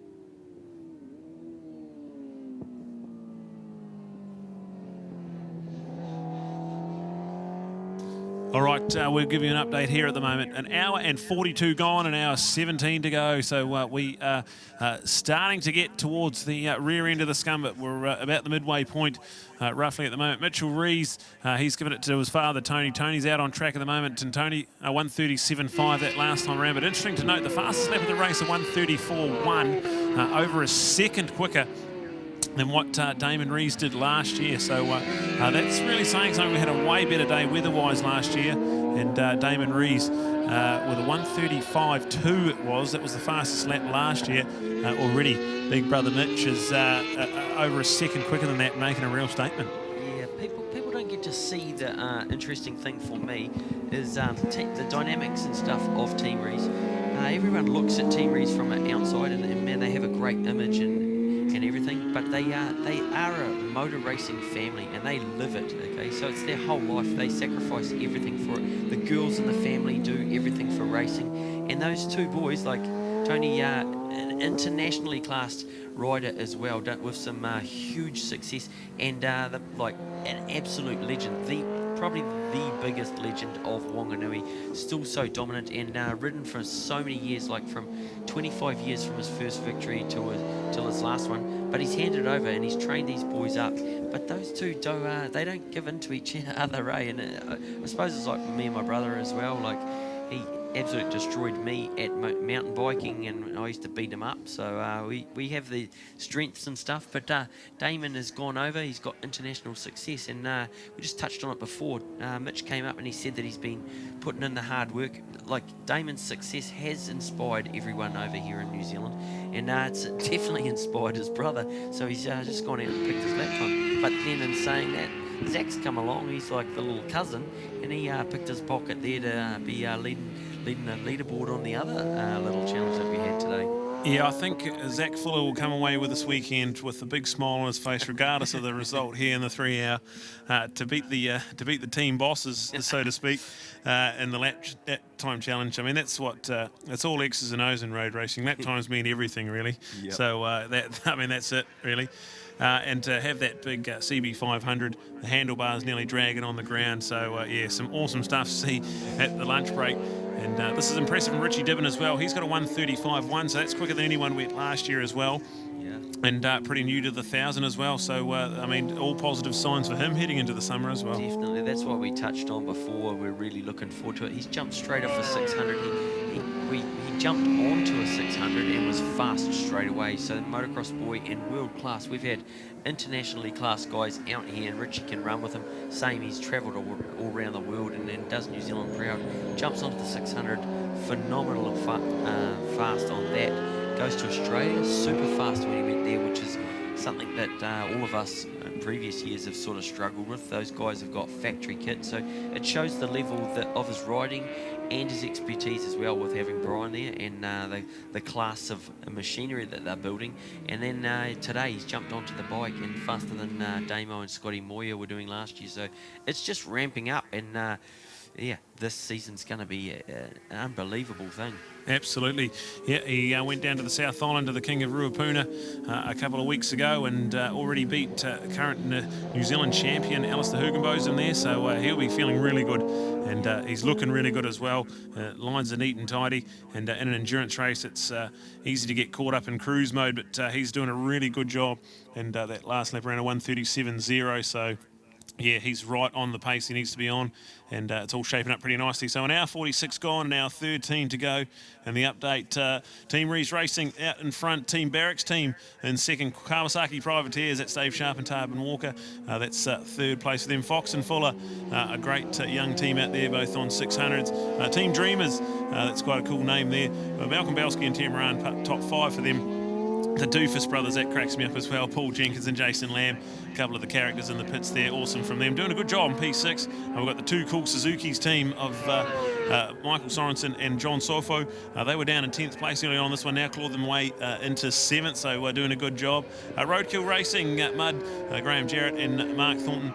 There we go with them in 8th place. And the team, the Dentists, that's Curtis Boyd and Adam Durning, a couple of dudes from Wanganui out there at the moment. And Adam Had a chance to do the learn with Reeves Day on Friday, and now he's applying his skills. The 143 that last time round, so they're sharing an R6 out there, and to be lapping 143.7, that's the fastest lap they've done of the race. So pretty cool signs, and still got 9 runners at the moment. The one no longer with us at the 45 lap mark. Unfortunately, Jacob Stroud had a bit of an off in the flip-flop, and unfortunately is no longer in this one. His teammate Chris Dyson, an early day for him as well. Team Bridgestone, unfortunately, the DNF, but we wish a speedy recovery for Jacob Stroud, and hope he's a-okay. Just a big shout out there to Dave Sharp. Great job he's doing. He's got right on the back there, we've got Tony Reese out there at the moment, and we've got Richie Dibben also, and both of them trading places. Maybe a bit of a second on some laps between the two of them, but just only 1 second back to Dave Sharp as well, a privateer as well. Super neat and tidy rider, and he's doing a sterling job and holding up his part of the bargain for that Kawasaki privateers team that are in 3rd position. Yeah, no, great stuff from Dave Sharp. He hasn't been road racing at the top very long, but already in the few seasons he's been doing it, has turned himself into quite a superbike rider. A couple of seasons on 1,000 now, so great stuff from Dave Sharp on the Kawasaki Privateers entry. Team up with Tarvin Walker, a young man who's now in about, I think, his 2nd or 3rd season of 600 racing, someone you've taken under your wing personally, Jared, and quite an exciting prospect for New Zealand road racing. Yeah, definitely. We've got some great talent coming through, and I love helping him out, and all that you need really is a bit of drive and a will to succeed, and you've got to put the hard work in. That's what I was touching on before with the Reeses. It just doesn't get given to you. They deserve everything that they got because of the hard work and everything that they've put in. So don't look at the top guys like Team Reese and think it all just comes along and falls in your lap. It doesn't. We are in New Zealand. You've got to work at it. But if you do work at it, you can get somewhere. So keep fighting the battle. All right, some great pictures coming through. Grant and the team from Ctas Live. So if you can't be at the racetrack, let your friends know to tune in to Ctas Live. We're bringing you the 3-hour endurance race. We've had the 2-hour. That was taken out by SJ Cavell and Matt Bro, the CD Vandermeer Builders team on the SV650s. They won the 2-hour earlier, and also the new latest innovation for the Ride with Reeves Endurance Day, the Jigsaw Cup. Jigsaw 150 half-hour endurance race, which was taken out by young Billy Fuller. So great to have Billy in the winner's circle, and a pretty good interview from a young lady who's full of character, and a cool addition to our race program here. Really cool to see the ladies' success, like we were talking about before as well. New Zealand is on a high internationally, and it has been a topsy-turvy year, but we've had some international success, which is incredible. And we're certainly footing it with the best in the world, and we've been bringing them over. Unfortunately, we won't be able to do that, so it'll be a bit of an internal dust-up this year, but we've got some youth coming through and some females as well, so really looking forward to this summer. And an exciting prospect as well at the Suzuki International Series will be a 300 Supersport class as well. So some of the dust-ups they're having over the last years at Nationals have been quite incredible, and for them to have now a go around the cemetery circuit, that's something I'm looking forward to. Quite a young group of young guys, and that will be very, very exciting to see. Yeah, well, I first went to Phillip Island when Mitch was riding the 600 Damon Hurter's leg. We scooted over there, and I got to see some of the 300 class, and I thought, same thing as MotoGP. Moto 3's coming out, and I thought, 300's coming out. What an exciting race. I was wrong. They were 4 abreast. They were up on the ripple strips.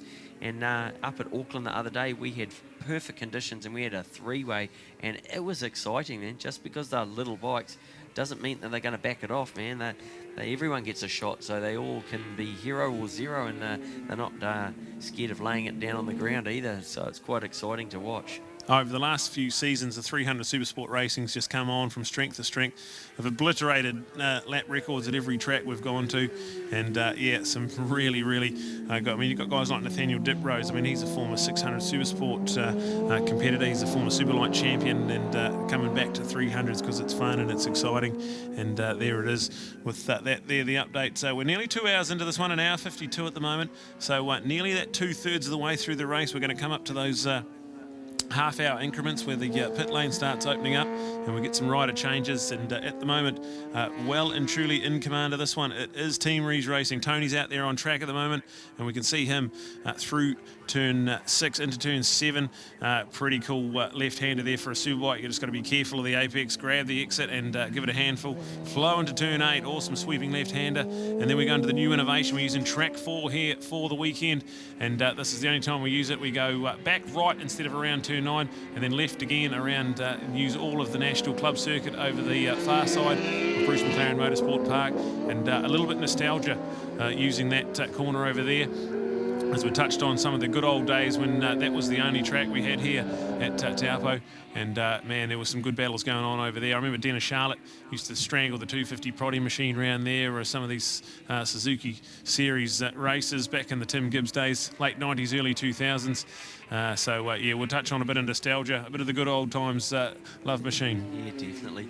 Just to, while I'm sitting up here too, big shout out for all the mothers and sisters and everything. Definitely this one superstar of the Team Reeves is Vicky Reese there, sitting down, if you're all looking. She's not just making lunches, she makes everything. She's telling the boys what to do.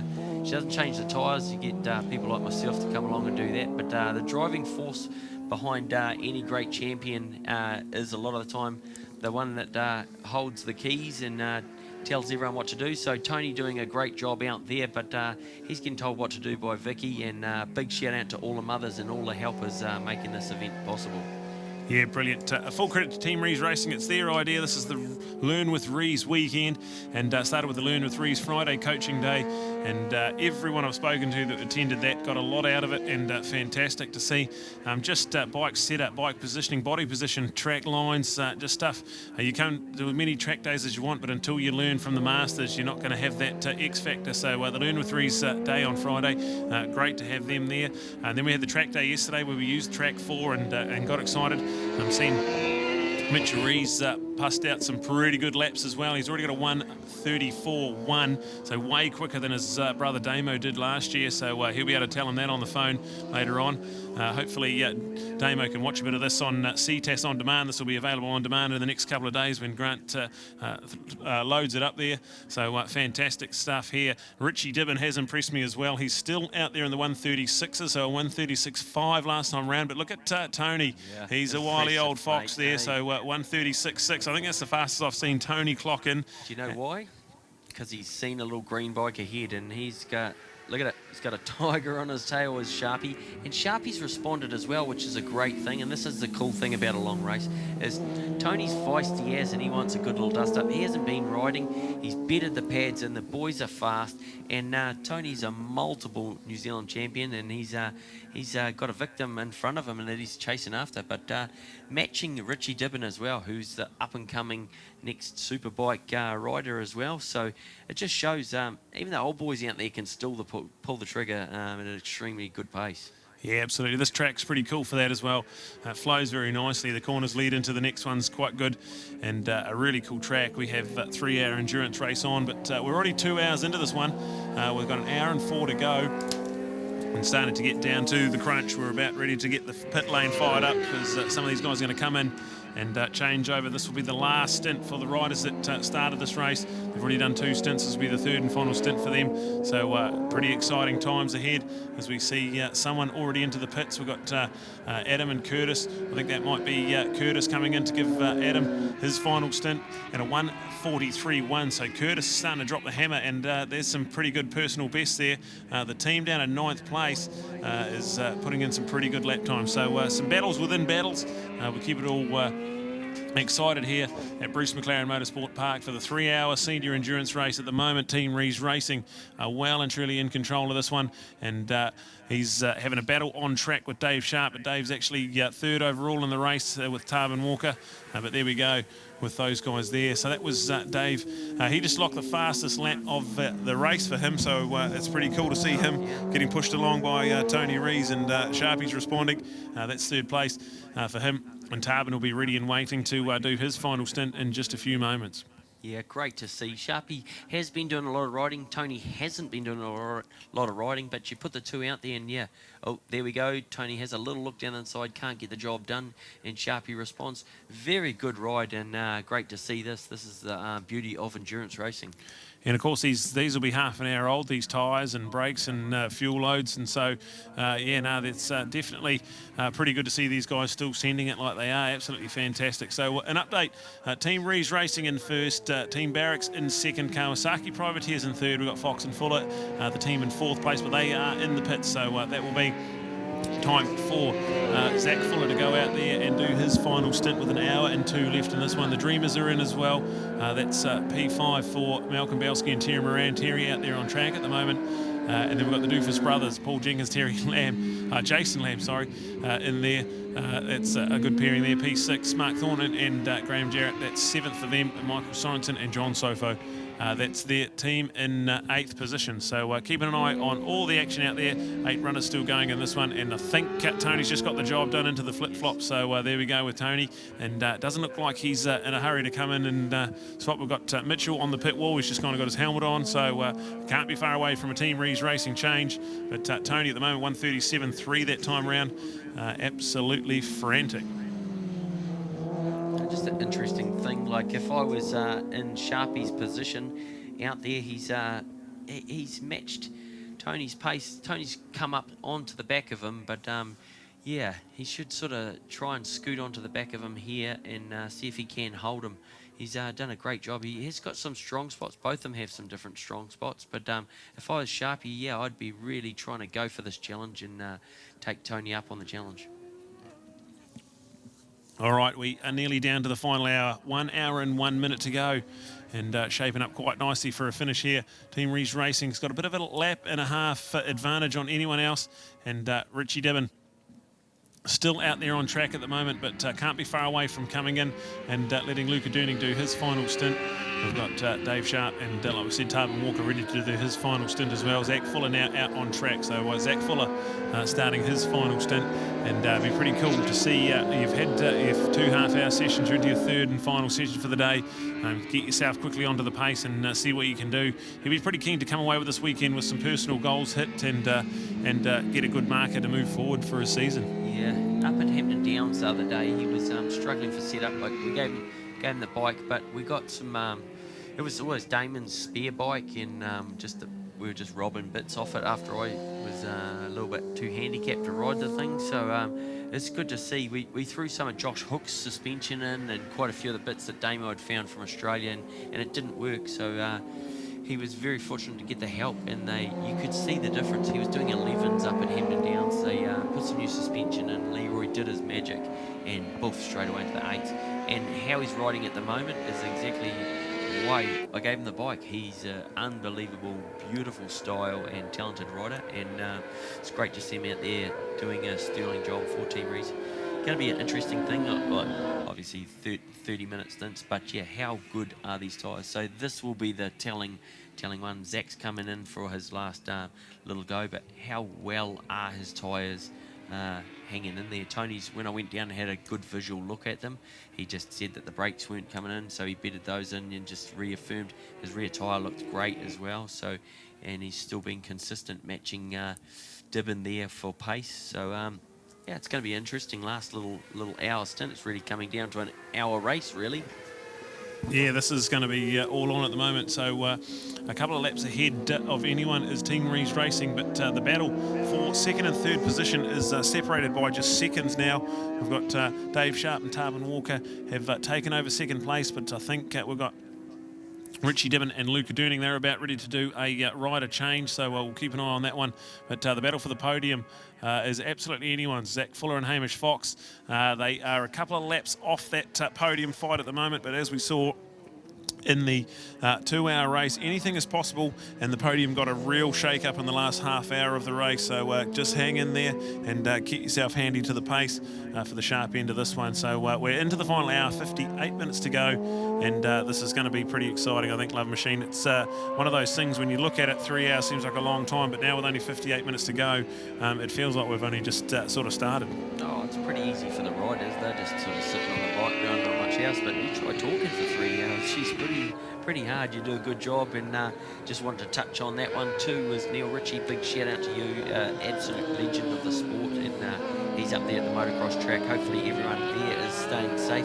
Great weekend that we had. Cool riders, internationally classed riders as well out there. First sort of very lucky with the nationals with COVID timing and stuff. They got their nationals done. And then this is sort of the first of the big meetings that they're running. Same weekend, great events going on down here at Taupo. Yeah, absolutely. Yeah, part of Hook Island to MX Fest. And yeah, like you said, just I'm pretty sure the last thing we did as a country was the Senior Motocross Nationals in Taupo, that final round. It was only a couple of days after that we all locked it down, and now out of the woodwork we've come, and I'm pretty excited about the summer. A couple of months ago we didn't even know what we were going to be doing, so to be at the racetrack now, I'm so excited, and the summer's shaping up pretty nicely. So the update with 57 minutes to go, a 1:37.4 that last time around, but it is still Tony out on track. Keep an eye on that one when Mitchell goes out there for his final stint, and just how deep he takes it as well. So a bit of an update as well. We've got Chris Dyson back out on track as well. So Chris, although well out of the race, he's now back out there circulating. So that's pretty cool to see. Yep. And a man just new to the 1,000 and already doing quite an impressive job. Very impressed with him. He's been doing the winter series, just jumped onto that, suits 1,000. We went down, gave him a couple of pointers, implemented it straight away. So for all you watching on Ctas, I will be critiquing you and giving you a little phone call when I remember. And I just went down to him, said, hey, change your body position a little bit down to turn 1, and he listened to me, went out, implemented it. I keep watching. So yeah, that's the cool thing of having us up there and having this Ctas live, is we can watch it anywhere in the world and get critiqued. So use this technology that we've got and all of these tools, and they will improve your lap times, and that's what we like to see, is tighter racing. All right, we can update that it is just a little under 56 minutes to go, but we are excited about this one. Team Reeves, certainly these to lose at the moment. They've got a 2-lap advantage over anyone, but never over till it's over. Zach Fuller, let's have a look at his lap times. It was a 1:40.8 last time round, but I think he had a few lappers in his way, so we're not sure how much to read into that one. He's done a great job in 4th place there. Tarvin Walker teaming up with Dave Sharp. He's out on track now and already into his work as well. We'll keep an eye on his lap times, but pretty exciting stuff. We've got a 1:36.7 come up on the screen, so that's Tarvin Walker doing a faster lap out of his teammate, so pretty promising if he's got a 1:36.7 on the cards there. So well done to Tarvin Walker, and he's had those first 2 sessions, get it all sorted out, and really get a bit between the teeth and go out for the 3rd and final session for these guys. Yeah, they'll have to have a look at that 1:36.7. That might have been still with Sharpie doing that one, or Yeah, I'm not sure, because it was the last lap they did, and Tarvin's out there at the moment, so it would have had to have been Tarvin, I'd imagine. That's insane. That's a good lap if it is Tarvin on the 600. Yeah. It'd certainly be the fastest lap we've seen from a 600 today. By far. And we've got the number 62 machine out there. That is Mitchel Reese. And man, I was impressed with him last year. He was coming back from his massive injuries at levels, and got himself on the bike and won this race with brother Damo, and certainly was quite a good character building performance from him. Very impressive to see, and this one here going for the 3-peat. He won it with Tony 2 years ago, he won it with Damo last year. This time he's teamed up with Tony again, and they are in command of this one. 1:34.827, so already on the pace he set earlier today, and man, he is flying at the moment. So there it is. We've got Richie Dibben and Luca Durning. Luca out on track now, so they're in P2, and they're interesting to see that 21 seconds, but if Tarvin Walker and Dave Sharp are doing good laps like that, we'll see what they can do there. So we'll see what's going to unfold. I think looking at that lap time now, Jared, that means we probably did see that green lap was just during the changeover, so it was Sharpie's good lap. So impressive by Sharpie though to respond, and that was the cool thing, and that's like they touched on the other day with Tony doing the coaching day. Sharpie just got the best coaching manual out. He just had Tony scoot up onto the back of him, had assert all of his pressure, and then responded and dragged him along, and he got a little gain then. So this is the great thing of endurance racing. Yeah, and that's Tony on the F1 machine as well. So that's got the carbon parts on it, the carbon fibre fairings and that. So a little tiny advantage to be made there. But yeah, Sharpie will be taking a lot of confidence out of that, I'd imagine, heading into his racing summer. And a cool idea to team up with another Kawasaki rider. The Kawasaki privateers, Dave Sharp and Tarvin Walker, sitting in third place at the moment, but right in the hunt. So the battle for the podium at the moment is advantage Team Reeves, but second and third, it's absolutely anyone's at the moment. So 19.3 seconds, that's the gap between Luca Durning and Tarvin Walker at the moment. That's not a hell of a lot when you think about it. If Tarvin can get into a groove and start sneaking some of that margin down, he was over a second, nearly 2 seconds quicker than Luca that lap around. So yeah, won't take long to sneak that gap down, and then maybe give Sharpie a crack at Richie Dibben for P2.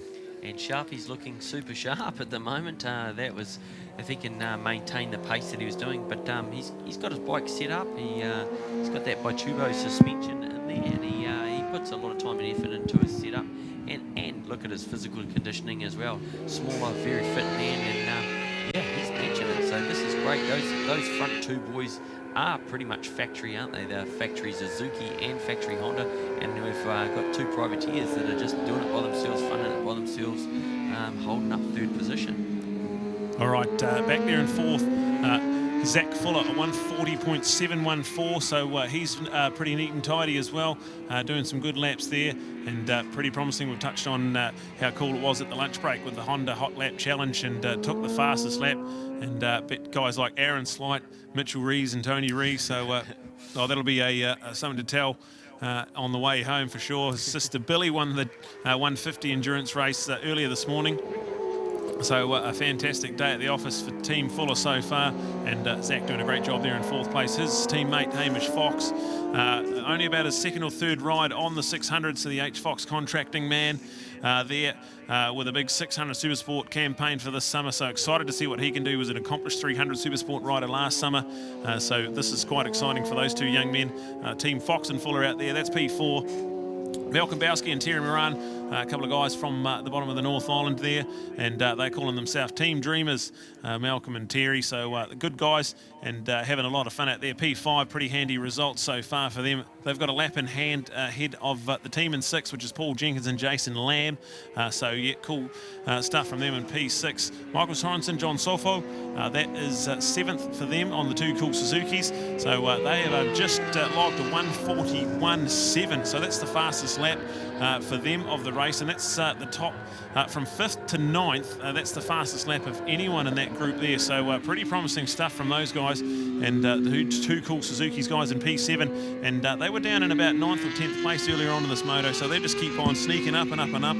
Mark Thornton and Graham Jarrett, 8th place for them, with 9th place Curtis Boyd and Adam Durning, so pretty promising stuff from those guys, and all part of the fun here at the 3-hour endurance race for senior bikes, and the Learn with Reeves weekend as part of Bruce Mclaren Motorsport and the CCMR, the Circuit Club Motorcycle Register, putting on this event. The legendary Chris Costello, clerk of the course extraordinaire, and doing a fantastic job. Just looking absolutely fantastic in race control. He's had this thing well and truly in command.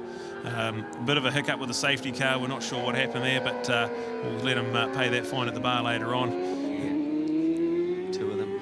Just while we're looking there on track, we've still got a good little dust up going on. The main one is we had a very good lap time there for Sharp and Walker.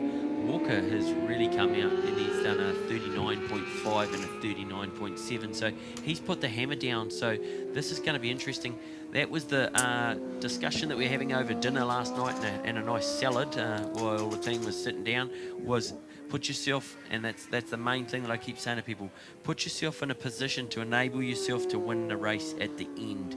Okay, it's nice doing the fastest lap times and everything, but like we've seen, you can be out in front and you can lose the thing. So it's put yourself there and enable yourself to, and that's what Tarvin's doing. He's obviously got the hammer down. He's doing some great times. Hey, we see Fuller as well. He responds as well, 39.7. The boys are doing the business. Like we're way through this race, and they're still popping the lap times out. And wow, look at that, 34.3 by Mitchel Reese as well. He touched on it before, saying that He'd just broken his leg, so when he did jump onto the 1,000, from an outside perspective, that the truth is what he was saying before his perspective, but watching him, he jumped on. He's probably one of the most talented riders that I've seen jump on.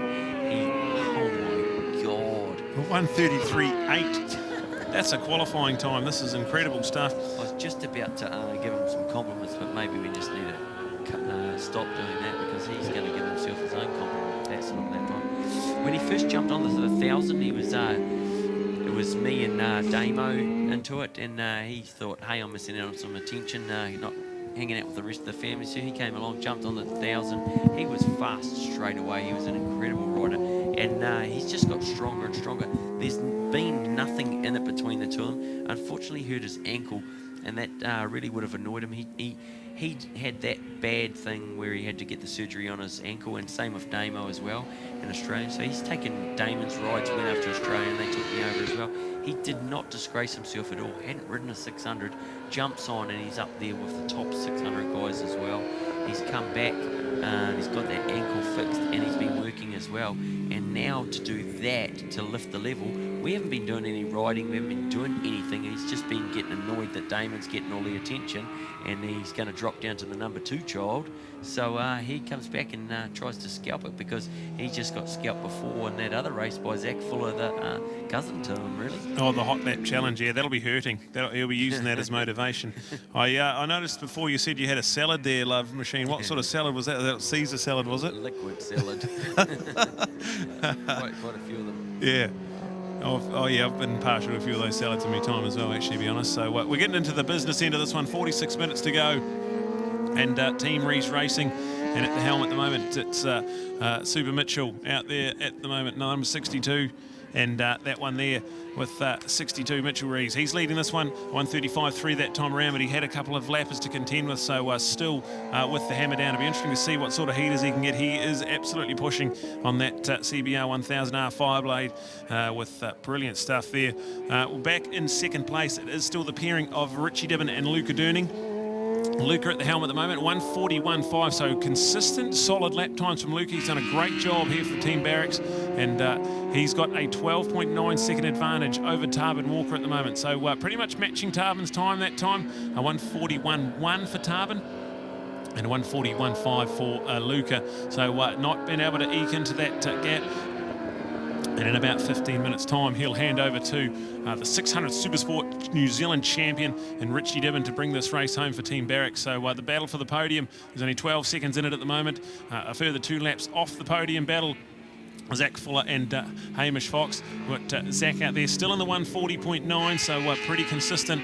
He'll be very, very happy with how he's progressed at the moment. So sitting in 4th place, and a good couple of laps ahead of the team of Paul Jenkins and Jason Lamb.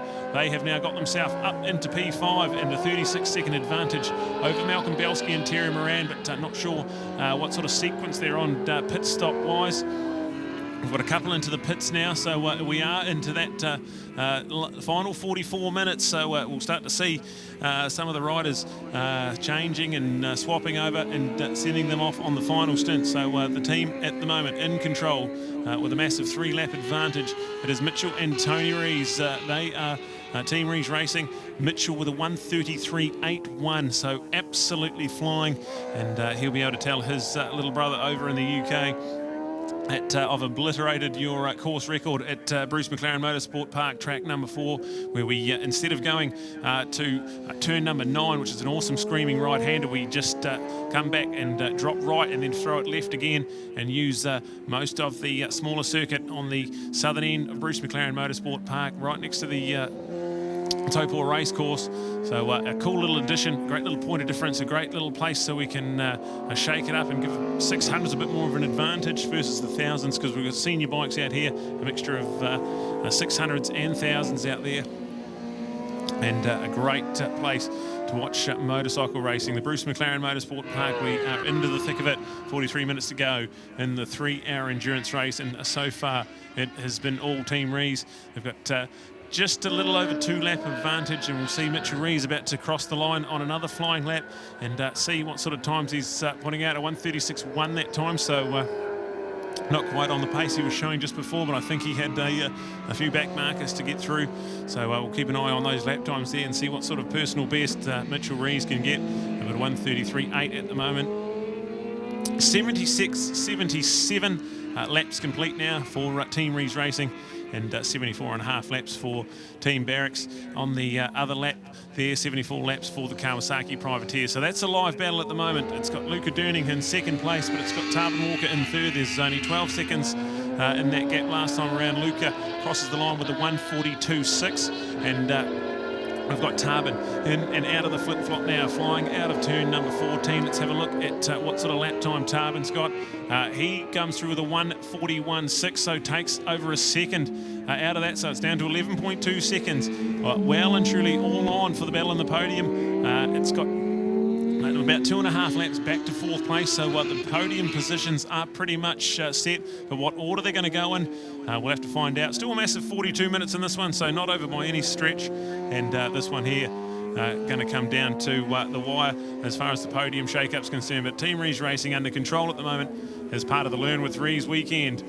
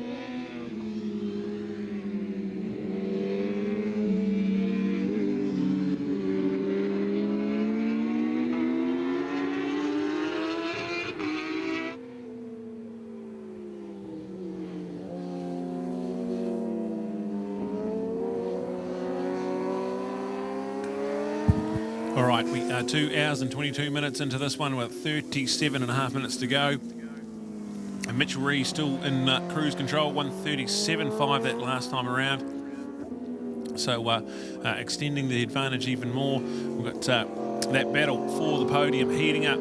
It's down to 8 seconds now between Luca Durning and Tarvin Walker. So interested to see how we get on with that one. We're about 6 odd minutes away from the final round of pit stops and the last chance to see our riders out there on circuit. So these guys here, they've done 2 3/4 stints, so they're nearly ready to give it over to the final rider for the final stint. As we see, Team Reeves Racing have been all class at the moment, got a massive advantage ahead of the team in second place. Team Barracks, they're coming out of the flip-flop at the moment. Luca Durning at the helm.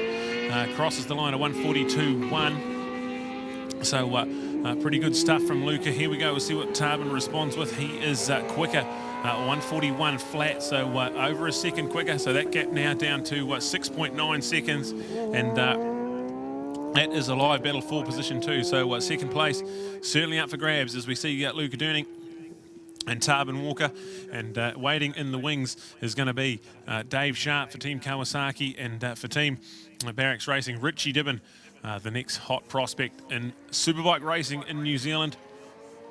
Looking forward to seeing all that unfold this summer as we gear up for the 6th of December rather, here at Bruce McLaren Motorsport Park for round 1 of the Suzuki International Series. And we go to Manfield a week later on the 13th for the second round. Then it all comes alive at Wanganui on Boxing Day. That's going to be absolutely exciting. A little bit of resurfacing going on, so interesting to see what sort of track we get at the moment. So pretty exciting stuff for our summer of racing. And then our dates for New Zealand Superbike racing are locked in as well on the 9th and 10th of January at Ruapuna down in Christchurch, a week later at Levels in Timaru, and then the 6th and 7th of March at Hampton Downs for round 3, and then a week later following 13th and 14th of March here at Bruce McLaren Motorsport Park. That is the 4 rounds of NZSBK, and can't wait to see all of the summer unfold, action-packed for sure. Here is the battle with Luca Durning ahead of Tarvin Walker, and definitely got a bit more of an advantage out of him that time. So Luca that time a 142.1 and a 139.8, so he was over a second and a half quicker, and it's down to now just 4.4 seconds. And so Tarvin will be able to see him and know now what's at stake. There's 34 minutes left in this race, and Richie Dibben waiting in the wings for Team Barracks, Dave Sharp waiting in the wings for Team Kawasaki Privateers. A full-on sprint race to the finish to see how our podium shapes up. There's Zach Fuller. He's still out there on track, and in about 3 minutes' time, he'll give the bike over to Hamish Fox for the final stint for that. Fox and Fuller Racing. Brilliant stuff from them. I've been very impressed. The last lap around for Zach was a 139.7, so faster than the 2 boys ahead of him, which is all shaping up pretty nicely. He is now in the Team Reeves Honda team, and on a 600 ready to go, 600 Supersport Racing, and he'll be competing in the Formula 2 class at the Suzuki International Series later on this year. Pretty exciting, as we touched on, and we've got 33 minutes left in this one. Talking about exciting, we'll go through all the list at the moment. Team Reeves Racing, Mitchell and Tony Reeves. Mitch out there at the moment, lapping in the 136s, so he is on another planet today. 133.8 was the fastest lap of the race, and my word, that is some kind of lap around here late in the day. But Richie Dibben and Luca Durning, that's Team Barracks. That's in second place for them. Luca out on track. Looks like Luca might have come in, so he might have been the first to make a move here. So we've got 32 minutes and 48 seconds left, and Luca Durning in the pit. So Richie Dibben ready to fly. We've got Dave Sharp, Tarvin Walker, Tarvin still out there. Sharpie ready to go out there for his final stint. So that battle there, I think he got it down to about 4.5 seconds. But now Richie Dibben, let's see what he can do, and then Sharpie has got it all to go for when he has a crack at P2 overall. That's the podium battle at the moment. Zach Fuller and Hamish Fox in 4th place. Malcolm Belski and Terry Moran doing a good job, P5. But it looks like Zach Fuller's into the pits as well, so he's going to make a change, and Hamish Fox is going to go and finish this race with 32 minutes to go. So The 2.5 hours we've had accounts for very little now. This is the business end, Love Machine. These are the final stints, and the race is going to be won and lost in the next 32 minutes. Just scooted down into the pits then and gave Sharpie the big heads up. It's all up to you, mate. And what a sterling ride he had just before, sternly footing it with Tony Reese. Tony said he was doing a great job out there, and oh, we have one bike down there up in turn 4. Yeah, we've got someone down. Yeah, that's a Team Reese Honda. That is a Team Reese Honda crashing out of turn 4, and he's managed to get it self-recovered, but the bike does not look 100%. He's lucky it's on the window, but he's managed to get it back on the track, so a pretty handy self-recovery. It's got no rear mudguard on it. There's windscreen missing. That's going to be a hell of a ride back to the pits, but he has managed to self-recover, and whoa, we've got some drama unfolding as Mitchel Reese has crashed out of turn 4 and has really shaken this thing on its head. We've got Tony. He'll have to run and quickly get his helmet ready and get all ready to go, because if Mitchell can limp that bike back to the pits, Tony's got a good chance. They've got about a 2.5 lap advantage over anyone, but that does not look like a very good 5-blade at the moment. It looks more like the CBR 500 they were riding around in the hot lap. There's no fairings at the back. It doesn't look like it's riding too bad, but Mitch being very cautious, just limping that thing home. Wow, that's we couldn't have planned for anything better with the excitement day down here at Taupo Raceway. Mitch doing an unbelievable job, but like we said, you've got to get it to the finish line, and action packed. But not too bad a person. He's just got to come along, pull the transponder off and hand it off to T-Dog there. Tony not doing any riding, running the business and stuff, and then jumps on, and what a replacement, or number 2 rider there for Team Reese, Tony Reese, sternly footing it with the top guys. But what a great job there. I just saw before, Tarvin Walker still 38s and 39s. He's doing a great job. He's really enabled Sharpie to have a go. But this is the battle that we're going to be watching for. Richie Dibben there on the 1000, doing a great job. But here comes Mitch heading into the pits. So Team Reese were all frantically running down. Tony's all ready. They'll just grab the transponder off, and Mitch's day, while he's done an unbelievable lap time, he also has eaten a little bit of kitty litter. Yeah, well, it's pretty lucky for Team Reese Racing that it's landed on that half-an-hour increment. So he's managed to get that bike self-recovered and back to the pits, and still hasn't lost one of the 2 laps, so they've still got one of the laps up their sleeve. It's Richie Dibben out on track at the moment. He is just starting his flying lap now, so this is going to be all on. But frantically getting that transponder off. Tony is gone, so they've managed to get him out and going. And with 29 minutes to go, I think it's still advantage Team Reese, but whoa, that was a pretty dicey moment for them. That was exciting. What a great event and great excitement, like you say. Tony out there, he's brought a lot home, riding for Phase 1 in the World Endurance Championship. World-class rider, unbelievable talent. He was in the era of Simon Crafer, Aaron Slight, all my heroes, Andrew Stroud as well, Jason McEwen. They were the guys I looked up to, and they all had absolutely great international success. So not too bad a person to hand it off to is Tony there. So yeah, I just went down and gave him a little bit of shit before in the pits, and it was quite cool. Remember, won endurance championships, and he accidentally drank some Mocal antifreeze. So I told him saw him drinking a Powerade down there and said, "Oh, would you like some Mocal?" And he kindly refused that one. So good to see Tony's body's still. He said that a little bit of cramping from that bung left wrist that he's got, but yeah, still popping out the great lap times. Yeah, absolutely, a legend. He had great results at the Suzuka 8 Hour. This is back when they only had 2 riders as well. So this is when men were men doing the 8 Hour with 2 riders. They have 3 now. So any records, I call them null and void now. Slidey, the only man to win it 3 years, I think he won it. And yeah, back when they had 2 riders, that makes him one of my all-time legends. And yeah, Tony, just as good, did some great results over there. And back in the glory days, 2 riders, 8 hours. That's an effort. So. We've got this one here, Tony Reese ahead of Richie Dibben, but not by a hell of a lot. So let's have a look when they cross the line. It's going to be Tony to start his flying lap. So Mitchell did a pretty good job. Let's have a look at how long the lap time was. 4 minutes 54 by the time they did the chains and the outlap. So there, that is all unfolding. We've got Richie Dibben, just a 1:35.117. So he is right in the mix. He's still got to try and find 2 laps. And Tony Reeves and Nat have got 2 laps on him. But to be in the 1:35.1s, that's the fastest lap they've turned out all race. So Richie Dibben, he's got the hammer down, and he'll be excited about this one here, bringing this one home. Dave Sharp now out on track as well, I believe. So this one heating up. We've got the big boys, all 1000s out there on the podium. Sharpie in the S's at the moment, so he's starting his flying lap.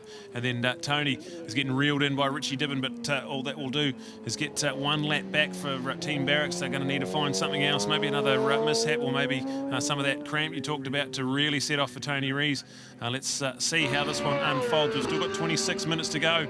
And as we've seen in endurance racing, that could be a lifetime for some teams. Yeah, definitely. Great first lap there, second lap there for Richie Dibben. He's straight down to a 35.1. So a lot of the boys have gone into the pits and put on a fresh tyre or a pre-scrub tyre. So that's what they just said before with Mitch. He put on a second-hand tyre, which had done a few laps and scrub and stuff like that. He knew he had things under control, so he just put that second one in, but did that unbelievable lap time of a 33. But Dibben showing his pace, scooting past Tony Reese. But Tony's a very smart rider. We'll see what he can do and transpond. Yeah, he'll love this as well. There's nothing like just being able to settle in behind someone and just tick some laps off, get into a groove and follow them round. So there we go, Richie Dibben, a 1:34.4, got the hammer well down. So he's showing his pace now at the moment. It's the fastest lap he's done all race. Tony Reeves, no answer from him at the moment, a 1:39.0 tucked in behind him, but that's the best seat in the house for him. He's got the 2-lap advantage. And he'll just be excited to just sit in behind Richie and tick these laps off with 25 minutes to go. Sharpie is well on the pace. We'll see what sort of lap times he can get going. But that's him there in 3rd place. We've got Hamish Fox going to bring this one home for Team Fox and Fuller. They are there in 4th place. Malcolm Belski now out on track again. Terry Moran did his stint, and now Malcolm's out there to finish this race off for the Team Dreamers. Paul Jenkins, Agent 47, he's now in, and Jason Lamb's going to finish this race off for the Doofus brothers.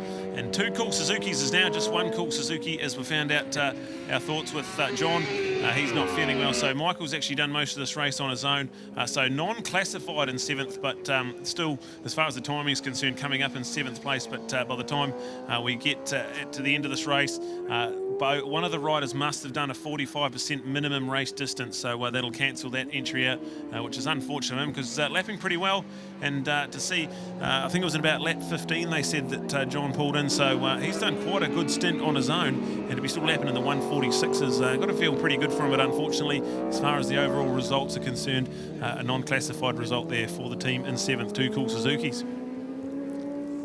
There we go. Incredible. Richie Dibben, 33.9.1 off Mitch's incredible lap time there. Tony putting in a great lap time of 36.7, which he's been doing consistently all the way through the day. We're waiting for Sharpie to come round and pick up his one. But what we're forgetting too, yes, they might have put a nice new tyre on the thing, but the thing's got full fuel load as well. So not the perfect time to be popping out laps like that. So Dibben showing his pace. Absolutely. Just jumped on the 1,000, and man, it's going to be interesting nationals. Would say a GSX-R 1000 would need maximum fuel to do a 35-minute stint like he's had to do. So I'd say that's almost a full tank of gas he's pedalled around, and a 1:33.9. So very promising, and a big smile on the face of the Team Barracks boys as well. They'll know exactly how exciting this is moving forward into the summer. Team Reeves Racing, although Mitch had a little off in turn 4, he's managed to self-recover pretty handily and get 3/4 of a bike back into pit lane, and Tony's now just got to bring this one home. So absolutely frantic stuff, and just goes to show you've got to have your concentration and everything bang on, because this track and these bikes can bite you. Went down and had a little talk to Sharpie and gave him the orders. One of the orders was, hey, put the pit board out and stay in communication with your team. And also, Sharpie said that he will not be putting a brand new tyre on. He started on a tyre and he will finish on that tyre. He doesn't have the budget of the top guys, and that's what their name says, Kawasaki Privateers. So great to see him out there. He just wanted to do this whole stint. He said he might lose a little bit of time to the other guys, but straight out there and doing a 38.7. But Mr. Dibben there, incredible lap time there, and yeah, what a find.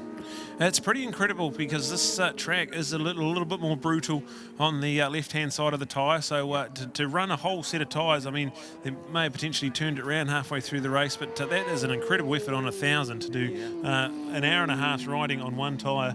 Very, very impressive stuff. So the update with Team Reeves racing in front of this one, 2-lap advantage over Team Barracks at Richie Dibben at the helm at the moment. So these guys are the final riders. There's only 21 minutes to go. And these guys are the ones that are going to bring this result home. Tony Reeves out there, Richie Dibben out there, Dave Sharp out there, a 1:38.5 last time around, so pretty good. And he is 28 seconds off second place, so if anything were to happen to Richie Dibben, he's right there handy. That is the podium, first, second and third. Back in fourth place, a couple of laps off that battle. Hamish Fox. A 1:42.59 out there, so pretty good lap times at the office. There he goes across the line with a 1:43.2. He'll be pretty happy with where he's at. Hamish Fox, only about his third ride on a 600 and only picked up the bike just during the week. So this one here is really exciting stuff for Hamish Fox. He is committed to a 600 Supersport package this year to go into the summer and doing everything on his own.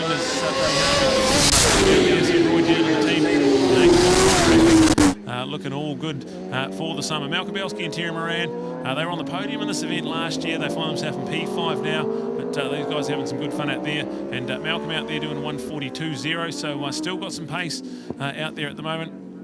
Their fastest lap of the race was a 1:41.2, so yep, about on the same pace they've been on all day. Paul Jenkins and Jason Lamb, the Doofus brothers they're called, and Jason Lamb out on track at the moment. So that battle between Malcolm and Jason, that is for position as well. So the battle for fifth and sixth place in this race is down to less than 1 second, and it'll be interesting to see how that unfolds. So after over 2.5 hours, we've got 20 minutes to go on this one.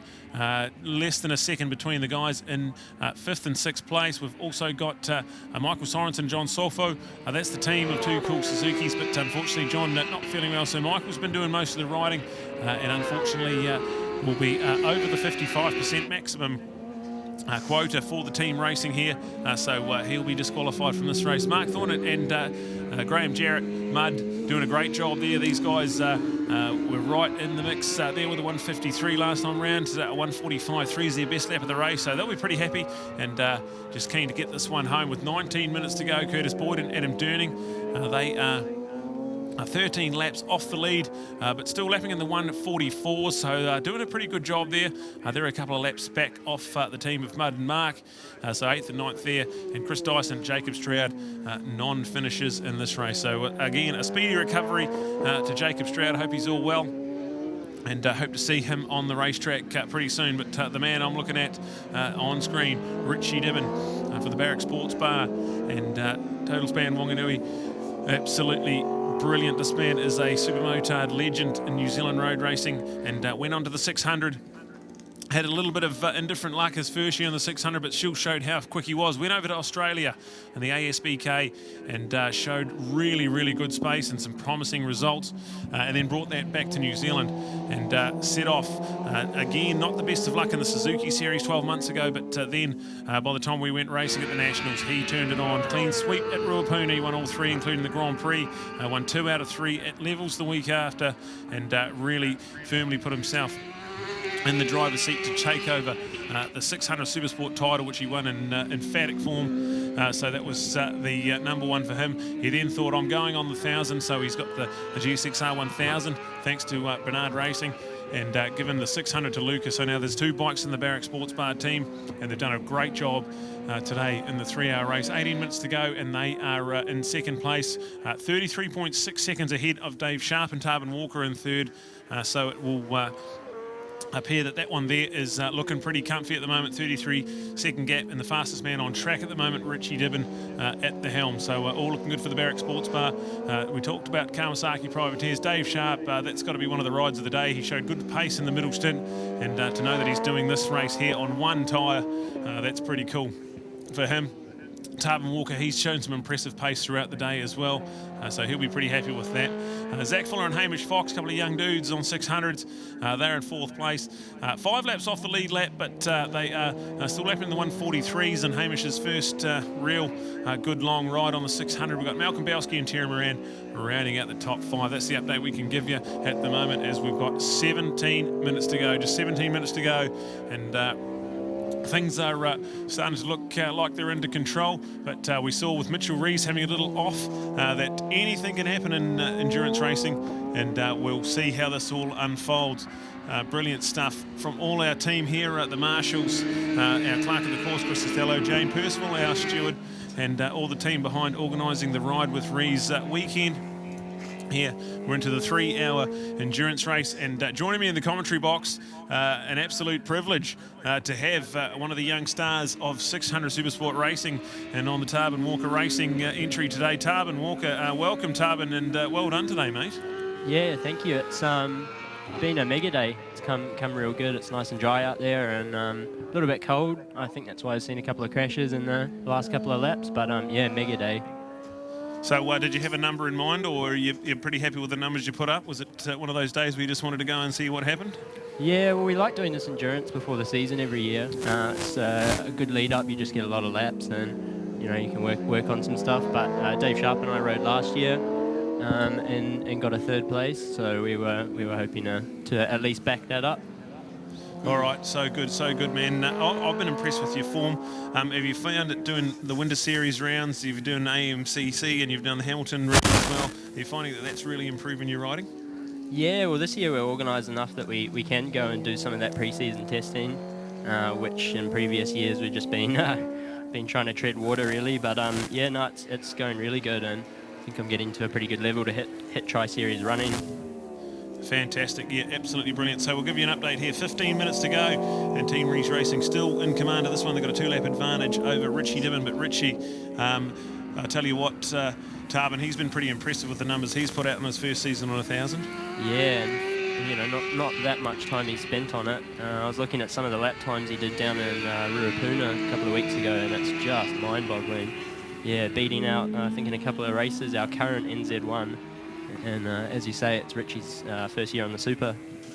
Yeah, absolutely cool. So this one here is 14 minutes to go. Mitchel Reese, Tony Reeves, that's the team of Team Reeves Racing. They won this event 2 years ago, and you've won this. You've ridden in this one a couple of times now, and is it fun? Yeah, it's awesome. I mean, we don't get a whole lot of endurance racing in New Zealand, so it's something nice for a change, and there's a bit of a team atmosphere that comes with endurance racing, which is mega. We've got all the boys down there helping out, and yeah, it's real cool. All right, so Tarvin Walker Racing this summer, you've got your bike just about where you want it, and keep building every time you go riding. What's bigger and better for Tarvin Walker coming into the summer? Ooh, good question. We've got finally our A bike, which we've had for a couple of years, but we've never had it running at Nationals just due to sort of one mechanical or another. So we're parking the standard bike up this year, and we're on something pretty hot, so hopefully we can take it to the front guys. All right, so cool, man. I'm excited to see where you come from and where you're going. It's really cool. So you were part of the inaugural Jigsaw Cup, and that seems so long ago, but it doesn't really seem that long ago. I mean, how cool is it to be where you are now after only a few seasons? Yeah, well, we've done 2 years on the 600 now, and the first year at Nationals was on, as you say, the 150. It's not a small step up to the 600s, and you got to treat them with a lot more respect. You can't throw them around like a little bike, but yeah, it's all part of the learning, and yeah, no, it's cool. I'm really happy with how we're going this year. All right, magical. It's so cool to have Tarvin Walker up here, one of the young men in New Zealand road racing, doing some wonderful things, and we'll give you an update at the moment. 13 minutes to go, well and truly locked into the business end, and Mitchel and Tony Reese, they have been a class act, and Tony's still, after all the cramping, all the brake issues he's had, it's still in the 137, so he is showing all his experience. We've got Richie Dibben dropped into the 136s, so 136.6 last time around, and he is slowly getting used to having to settle for second here at the moment, but he has got a pretty decent gap over Sharpie now, so it looks like 1, 2 and 3, unless we see some sort of mistake or mechanical It looks like the top 3 is all set, but I mean, to be in that sort of company, you've got to be pretty happy with you and Dave's performance looking at the podium at the moment. That's bigger, and it's cool to see a couple of the 600s teaming up with some of the 1000. You can still take it to the big names, but yeah, you got to ride them pretty hard to try and stay up there. Dave Sharp's doing a mega job out there though. He's really coming into his own. Yeah, very impressed, Dave Sharp. It's one of my rides of the day, I think, Sharpie, to do that on one rear tyre and just to do that racing with Tony before in that middle stint. Me and Love Machine were in awe. He bumped out a 136, I think, and he was just hammering tongs with a multiple-time New Zealand road racing champion. So that's pretty cool. And the Kawasaki Privateers team, I'm joined alongside Tarvin Walker. And pretty cool to have Tarvin here. So what's the overall game plan? You're going to carry on with the Winter Series and head straight into the Suzuki Series? Yeah, well, I think if things are a little bit different, maybe we'd spend a bit of time in Australia or something like that and get a bit of a warm-up for the season that way. But yeah, with the way borders and travel and all that sort of stuff is going, yeah, maybe yeah. But yeah, we just keep on keeping on. We got the last round at Auckland Club and Hamilton Club, and then we're into it. I think Tri-Series is only sort of a month away now, so we're yeah, pretty close to the season. Yeah, certainly something I'm looking forward to, this Suzuki International Series. We talked about it before. We're here at Bruce Mclaren Motorsport Park for round 1 on the 6th of December, and then we go to Manfield a week later. And Manfield, a track that I remember as a kid, it was something special, and still pretty special to this day, and cool to go back there. We're not going back there for NZSBK, but to go back there, Suzuki Series, and then into Boxing Day, always a spectacle. And you've been to the streets of Wanganui a few times now, and it helps being a local, do you think, or just something special all in general? Yeah, I mean, it's pretty funny cruising to work and you got to nip down sort of the main straight at Cemetery Circuit, but I don't think it really gives you any advantage. The track, you know, you can't feel what you feel on the bike when you're just going around. But we always cycle it like before the day and give it a bit of a suss. And yeah, it's something I like to do, like a bit of a track walk. Oh, this is cool. Right, we're going to come down to the final 10 minutes very shortly, and 3 hours of endurance race comes down to the final 10. We've got Team Reeves Racing, 95 laps completed, so I think if we crunch the numbers, they are going to hit the 100, so it could be over 100 laps here in this race. The clouds are still forming, but we've got to hope in 10 minutes' time we've still got enough dry track to get this one over the line. The top 3 are still Team Reeves, Team Barracks and the Kawasaki Privateers. Hamish Fox out there, another young man joining you in the 600 class, and pretty good his prospects there, Tub. Yeah, there's a few new guys in the class actually this year. Luca Durney and Hamish Fox. Zach Fuller as well. He was mega on the start earlier. He did a really good job, and we had a bit of a battle. But yeah, I think it's going to be a mega field on the 600s this year. Oh, fantastic. I'm looking forward to it. I know the Love Machine is as well. Something gets him quite excited. 600 Supersport Racing, he was one of the best about 10 plus years ago. Yeah, I think there was a lot of good talent around back then as well. And yeah, oh man, that was exciting times. He keeps telling me, reminiscing about it all. Yeah, that's good times, all right, absolutely. So, yeah, one of the best, the Love Machine, and good to have him part of the TWR racing. Well, not officially part of it. You wouldn't want to associate officially with Jared Love, but to have him there, giving you it's fantastic. Must be pretty exciting there, Tarvin. Yeah, it's real cool. We can't get him into the pink shirt, though. He's not so keen on the pink get-up, but, yeah, just chipping away at it. Oh, he'll be in the pink shirt after 2 beers, I reckon, yeah. But yeah, no, it's really cool to have someone to work with like that. I mean, I haven't really had anyone that's been coaching me or helping me with the riding side of things. So it's yeah, really awesome, and I feel like I'm coming along leaps and bounds because of it. All right, this is starting to get really cool. 8 minutes to go. Although Team Reeves Racing slightly run away with this one, we've got Richie Dibben still out there, and 1:36.1, so still strangling it out there. Brilliant stuff to see, and all shaping up nicely for his summer on the new 1000. So Richie Dibben, we touched on how good he was in Super Motard racing. He won in Asia Pacific, he's won in Aussie, he's won all over New Zealand. He's, I believe, still the lap record holder on a supermoto bike around the cemetery, so it's absolutely phenomenal that he can just go on a 600 straight away fast, and then we see him go the national champion the year after, and now onto 1,000. So the sky's the limit for Team Barracks and Brian Bernard Racing. So Richie Dibben, we're keen to keep an eye on him through the summer. As we see 7.5 minutes now, we've got Tony Reeves still in the 1:37.8, so I think he might have been bluffing when he was talking about that cramp love machine, because showing no signs of slowing down. He's just been sort of ticking off those laps all day, and just ticks over the 97th lap on a 1:37.8. So Tony doing a great job, and on track to win this for the second time. He won it 2 years ago with Mitch, and looking all the goods at the moment. Yeah, just looking at the lap times there, 37.8 from Tony Reeves there, 36.1 for Richie Dibben. Still got the hammer down.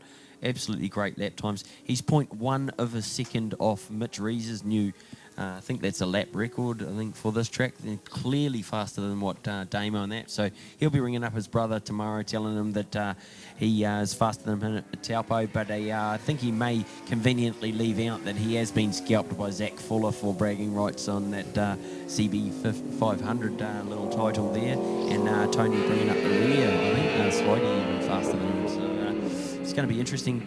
Just also saying Sharpie, what a great job there. He's just dropped down to 39s, but he was still matching it with Tony Reeves' lap times 38s, and not that tyre changing as well. So that's an incredible ride for him. So yeah, everything's looking real good for the season ahead. Yes, this is good. 6 minutes to go, and we are on the 99th lap. Tony Reeves has just started it. He's through the S's at the moment. And have you got a favourite part of Bruce McLaren Motorsport part, Tarvin? It's been a track I've had mixed feelings about. A bit of trouble getting along with it sometimes, but the infield here is magic. It's really cool in through turn 2, 3, 4, and 5. They all link up really good. Yeah, the surface here maybe isn't my favourite, but the layouts, yeah, great. Yeah, and half an hour on the bike out there. You certainly know you've been on a racetrack, don't you, around here? Yeah. Well, the fitness is pretty good, but yeah, you're still feeling it after half an hour. I think you'd be crazy if you weren't. But yeah, no, it's cool. And I think towards the end of the session, the tyres get a bit colder as well, so it's sliding around a bit more. And yeah, so you're sort of dropping off, I find anyway, in the end of the session, as opposed to when we first get out there. Well, it was probably lucky you had a couple of salads for tea last night. We talked to the Love Machine about that earlier, so that probably just got you over the line with your fitness and conditioning there. As we enter the final 5 minutes of this one, Richie Dibben continues with the hammer down, a 1:36.5. So this is all valuable data and stuff that these guys are collecting, ready to come back here in a little over a month's time for the Suzuki International Series, and very promising stuff. 1:36.5 there for Richie, and or the 1:33.9, just a tenth of a second off the pace that's shown by Mitchel Reese in the middle stages. This will be quite promising. We've got Mitchell and Tony, the Team Reese Racing. Tony about to start the 100th lap, and he is in the S's at the moment, so there we go with him. We've got Richie on his 98th lap. And then we've got also Dave Sharp in there. So the top three are pretty much set, and only a mistake from one of those three will cost them at this stage with 4 minutes to go. And Love Machine, this has been pretty good. 3 hours hasn't seemed like it's taken that long, but 4 minutes to go, and it's been a pretty high, sort of a high octane, high intensity race really for 3 hours. Definitely so many good things coming out of this race. Richie Dibben has been a highlight for me, unbelievable. Same with Mitchel Reese as well. So that's what we were touching on before. Me and Brad were saying we're really looking forward to seeing the Nationals this year.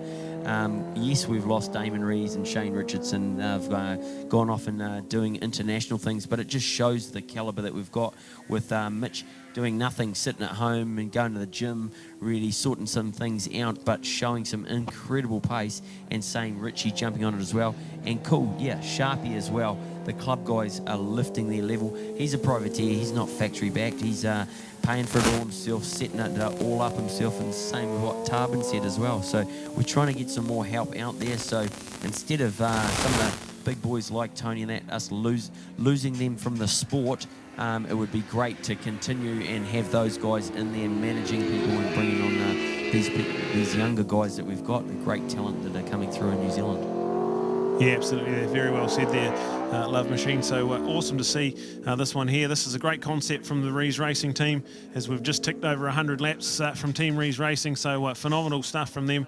It's their concept, this Learn with Reeves weekend. They started on Friday and had the coaching school here, had over 30 riders enter that. So absolutely brilliant. From them, and then we went into the Saturday track day, which was really cool. So an awesome thing to use this track for, we call it here at Bruce Mclaren Motorsport Park, where we use the right and the left over by the club circuit, and then really cool to get that on the track day. We had Mitchel Reese do an unofficial 1:34, I think, and I was thinking that was pretty fast considering we were doing 1:35s. We were here last year with Damon, and then so he's come out and done a 1:33.8, and Richie Dibben's done a 1:33.9 today. So that's some of the highlights for my day. This has been really cool. We're now into the final 2 minutes of this race, and then the checkered flag will come out for Tony Reese and Team Reeves Racing, if he can hang on to this one. A minute and a half, and this one here looking all class here at the moment. So Richie Dibben's done a good job. It's another 1:37.4, so that tyre will be pretty old, and he'll be finding it pretty slippery out there. Tarvin touched on just before that the track's just getting colder and colder, and could be still quite tricky out there, Tarvin. Yeah, I think, I'm not sure if you said before, but David Sharp had a bit of a point to prove. He wanted to make the one set of tyres go race distance, so I'm sure he's feeling it. And then the guys running those hot paces at the front, yeah, I imagine they're just bringing it home at this point probably. But still good times getting posted. So Sharpie still a 1:38.9. That's got to feel pretty good for him on that same rear tyre. That's quite an impressive ride. Yeah, and if you look at that last lap, he's sort of within a second of the guys in front, their lap times. So yeah, I think he's doing a great job out there. All right, into the final minute, and the Love Machine's got a bit of an update for us. Yep, if you're down on the pit road, just hang around. We are going to be having a prize giving straight away down in there, and we'll be handing out some trophies, and you can come down, see the faces, pull the helmets off, and see who's actually been riding and the guys that you've seen. So hopefully, yeah, hang around, and we'll see who's going to win this one. All right, we have 23 seconds left on the clock. Just trying to find out where Tony Reese is. I think that's him coming into the flip-flop. No, that's not quite him. So I'll find out here. We might be able to go to a full checkered flag once the time comes out. The lead bike will get the flag, so we'll have a look at this one. It's coming down to the absolute wire. We've got our race leader down the back straight, so it might be still a white flag. So once the time's going to run out, it might be a white flag for him. He's into the flip-flop now at the moment. It is a multiple-time road racing champion at MNZ Motorcycle New Zealand Hall of Fame inductee. He's politely in his 50s at the moment and still competing at the very highest level of New Zealand road racing. Let's give him a parade lap here as he gets the white flag. Into turn one he goes, Tony Reese. And he has done a phenomenal job, Team Reeves Racing. There's still a few fingernails to be chewed on the fence there. We've got to get through this one lap. We're on the final lap of this 3-hour endurance race. And we've already had Mitch try and see what the kitty litter looks like in turn 4. So that won't feel pretty good. We'll give him a bit of a stick for that later on when we see him. But this is exciting stuff for them. Even with that, Tony has done a phenomenal job. He is out there into turn number 7. Out of there he goes, really neat and tidy. The white flag is out. We're on our final lap, and we've got Tony Reese out there. Back in second place is still the entry of Richie Dibben and Luca Durning, the Team Barrack Sports Bar entry. We've also got in third place, just crossing the line for the final time, Dave Sharp. He's on the white flag lap as well, so that rear tyre has done half of this race, and they are into lap 101. There, that team, Kawasaki Privateers, we're joined alongside Tarvin Walker. It's great to have him up here as well. But the man of the hour, just coming down the back straight at the moment, Tony Reese. Absolutely phenomenal performance, Team Reeves Racing. There's Richie Dibben getting the white flag. So he's been lapping 1:33.9s at one stage in this race, still in the 1:37s. The white flag for him, but now into the flip-flop goes the number 11 machine, the iconic Reeves Racing 11. Tony Reese comes out of turn 14, and Here we go to see him. Checkered flag ready and waiting. The winner of the 3-hour endurance race, Tony Reeves, pulling a cool little wheelie there as well. So fantastic. That's Team Reeves Racing, winning it again for the 3rd year in a row. And Tony winning it 2 years ago with Mitch Damon, and Mitch won it last year. And now Mitch doing the three-peat alongside Tony. Brilliant stuff. So that's a checkered flag time. Winners, Team Reeves Racing at their own Ride with Reeves weekend event. And man, we've had a pretty good day, Jared, but plenty of positives to take out of that one.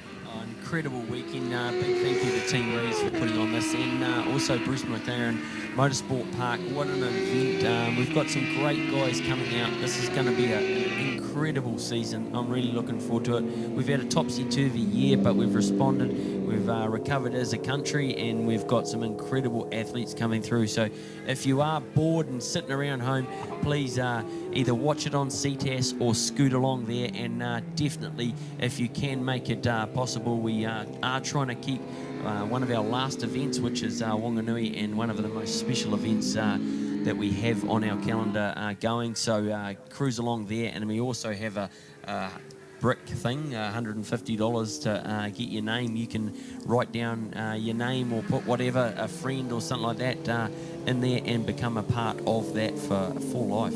Yeah, absolutely brilliant. So the update we can give you, the results are in. Everyone's crossed the checkered flag, and the winners of this one, Team Reeves Racing, well done to them. Mitchell and Tony Reeves, father and son duo, taking the 3-hour endurance race and did 103 laps in the end. So that is going to be awesome for them. In second place, Richie Dibben and Luca Durning for Team Barracks Sports Bar team. That's second place. Dave Sharp and Tarvin Walker were joined alongside Tarvin. So podium position for Tarvin. Well done to the Kawasaki Privateers. That's got to feel pretty good there, Tarvin. Yeah, real happy with that. Absolutely brilliant. Zach Fuller and Hamish Fox, I'd say they're going to be pretty happy with their day at the office, especially Zach when he was lapping in those high 130s earlier on today. They'll be the numbers he was looking to hit as well. So, yeah, that's pretty good. Hamish Fox, a lot of positives for him to take as well in this first few rides on a 600. That's all shaping up nicely. Malcolm Belski and Terry Moran in 5th place on the Dreamers Racing team there. We go to Paul Jenkins and Jason Lamb. That's going to be P6 for them. And then down in 7th, we've got Mark Thornton and Graham Jarrett. So that's P7 for those guys. Curtis Boyd and Adam Durning in 8th. And in 9th place, we're going to have Chris Dyson, Jacob Stroud. That's a did not finish for them. So unfortunate stuff. We wish a speedy recovery to Jacob Stroud, who had a little off in the flip-flop. And then we go to Michael Sorensen and John Sofo. They have retired from this race and come in 10th place. So that's a wrap of us. If you are here, hang around. We're going to have a little presentation on the pit lane, and we'll like to catch you down there for our presentations of our 2-hour, our 3-hour and our half-hour endurance races, and also a little bit more of that banter from the Honda hot laps we had at the lunch break. So thanks for joining us, and we'll see you down on the pit lane.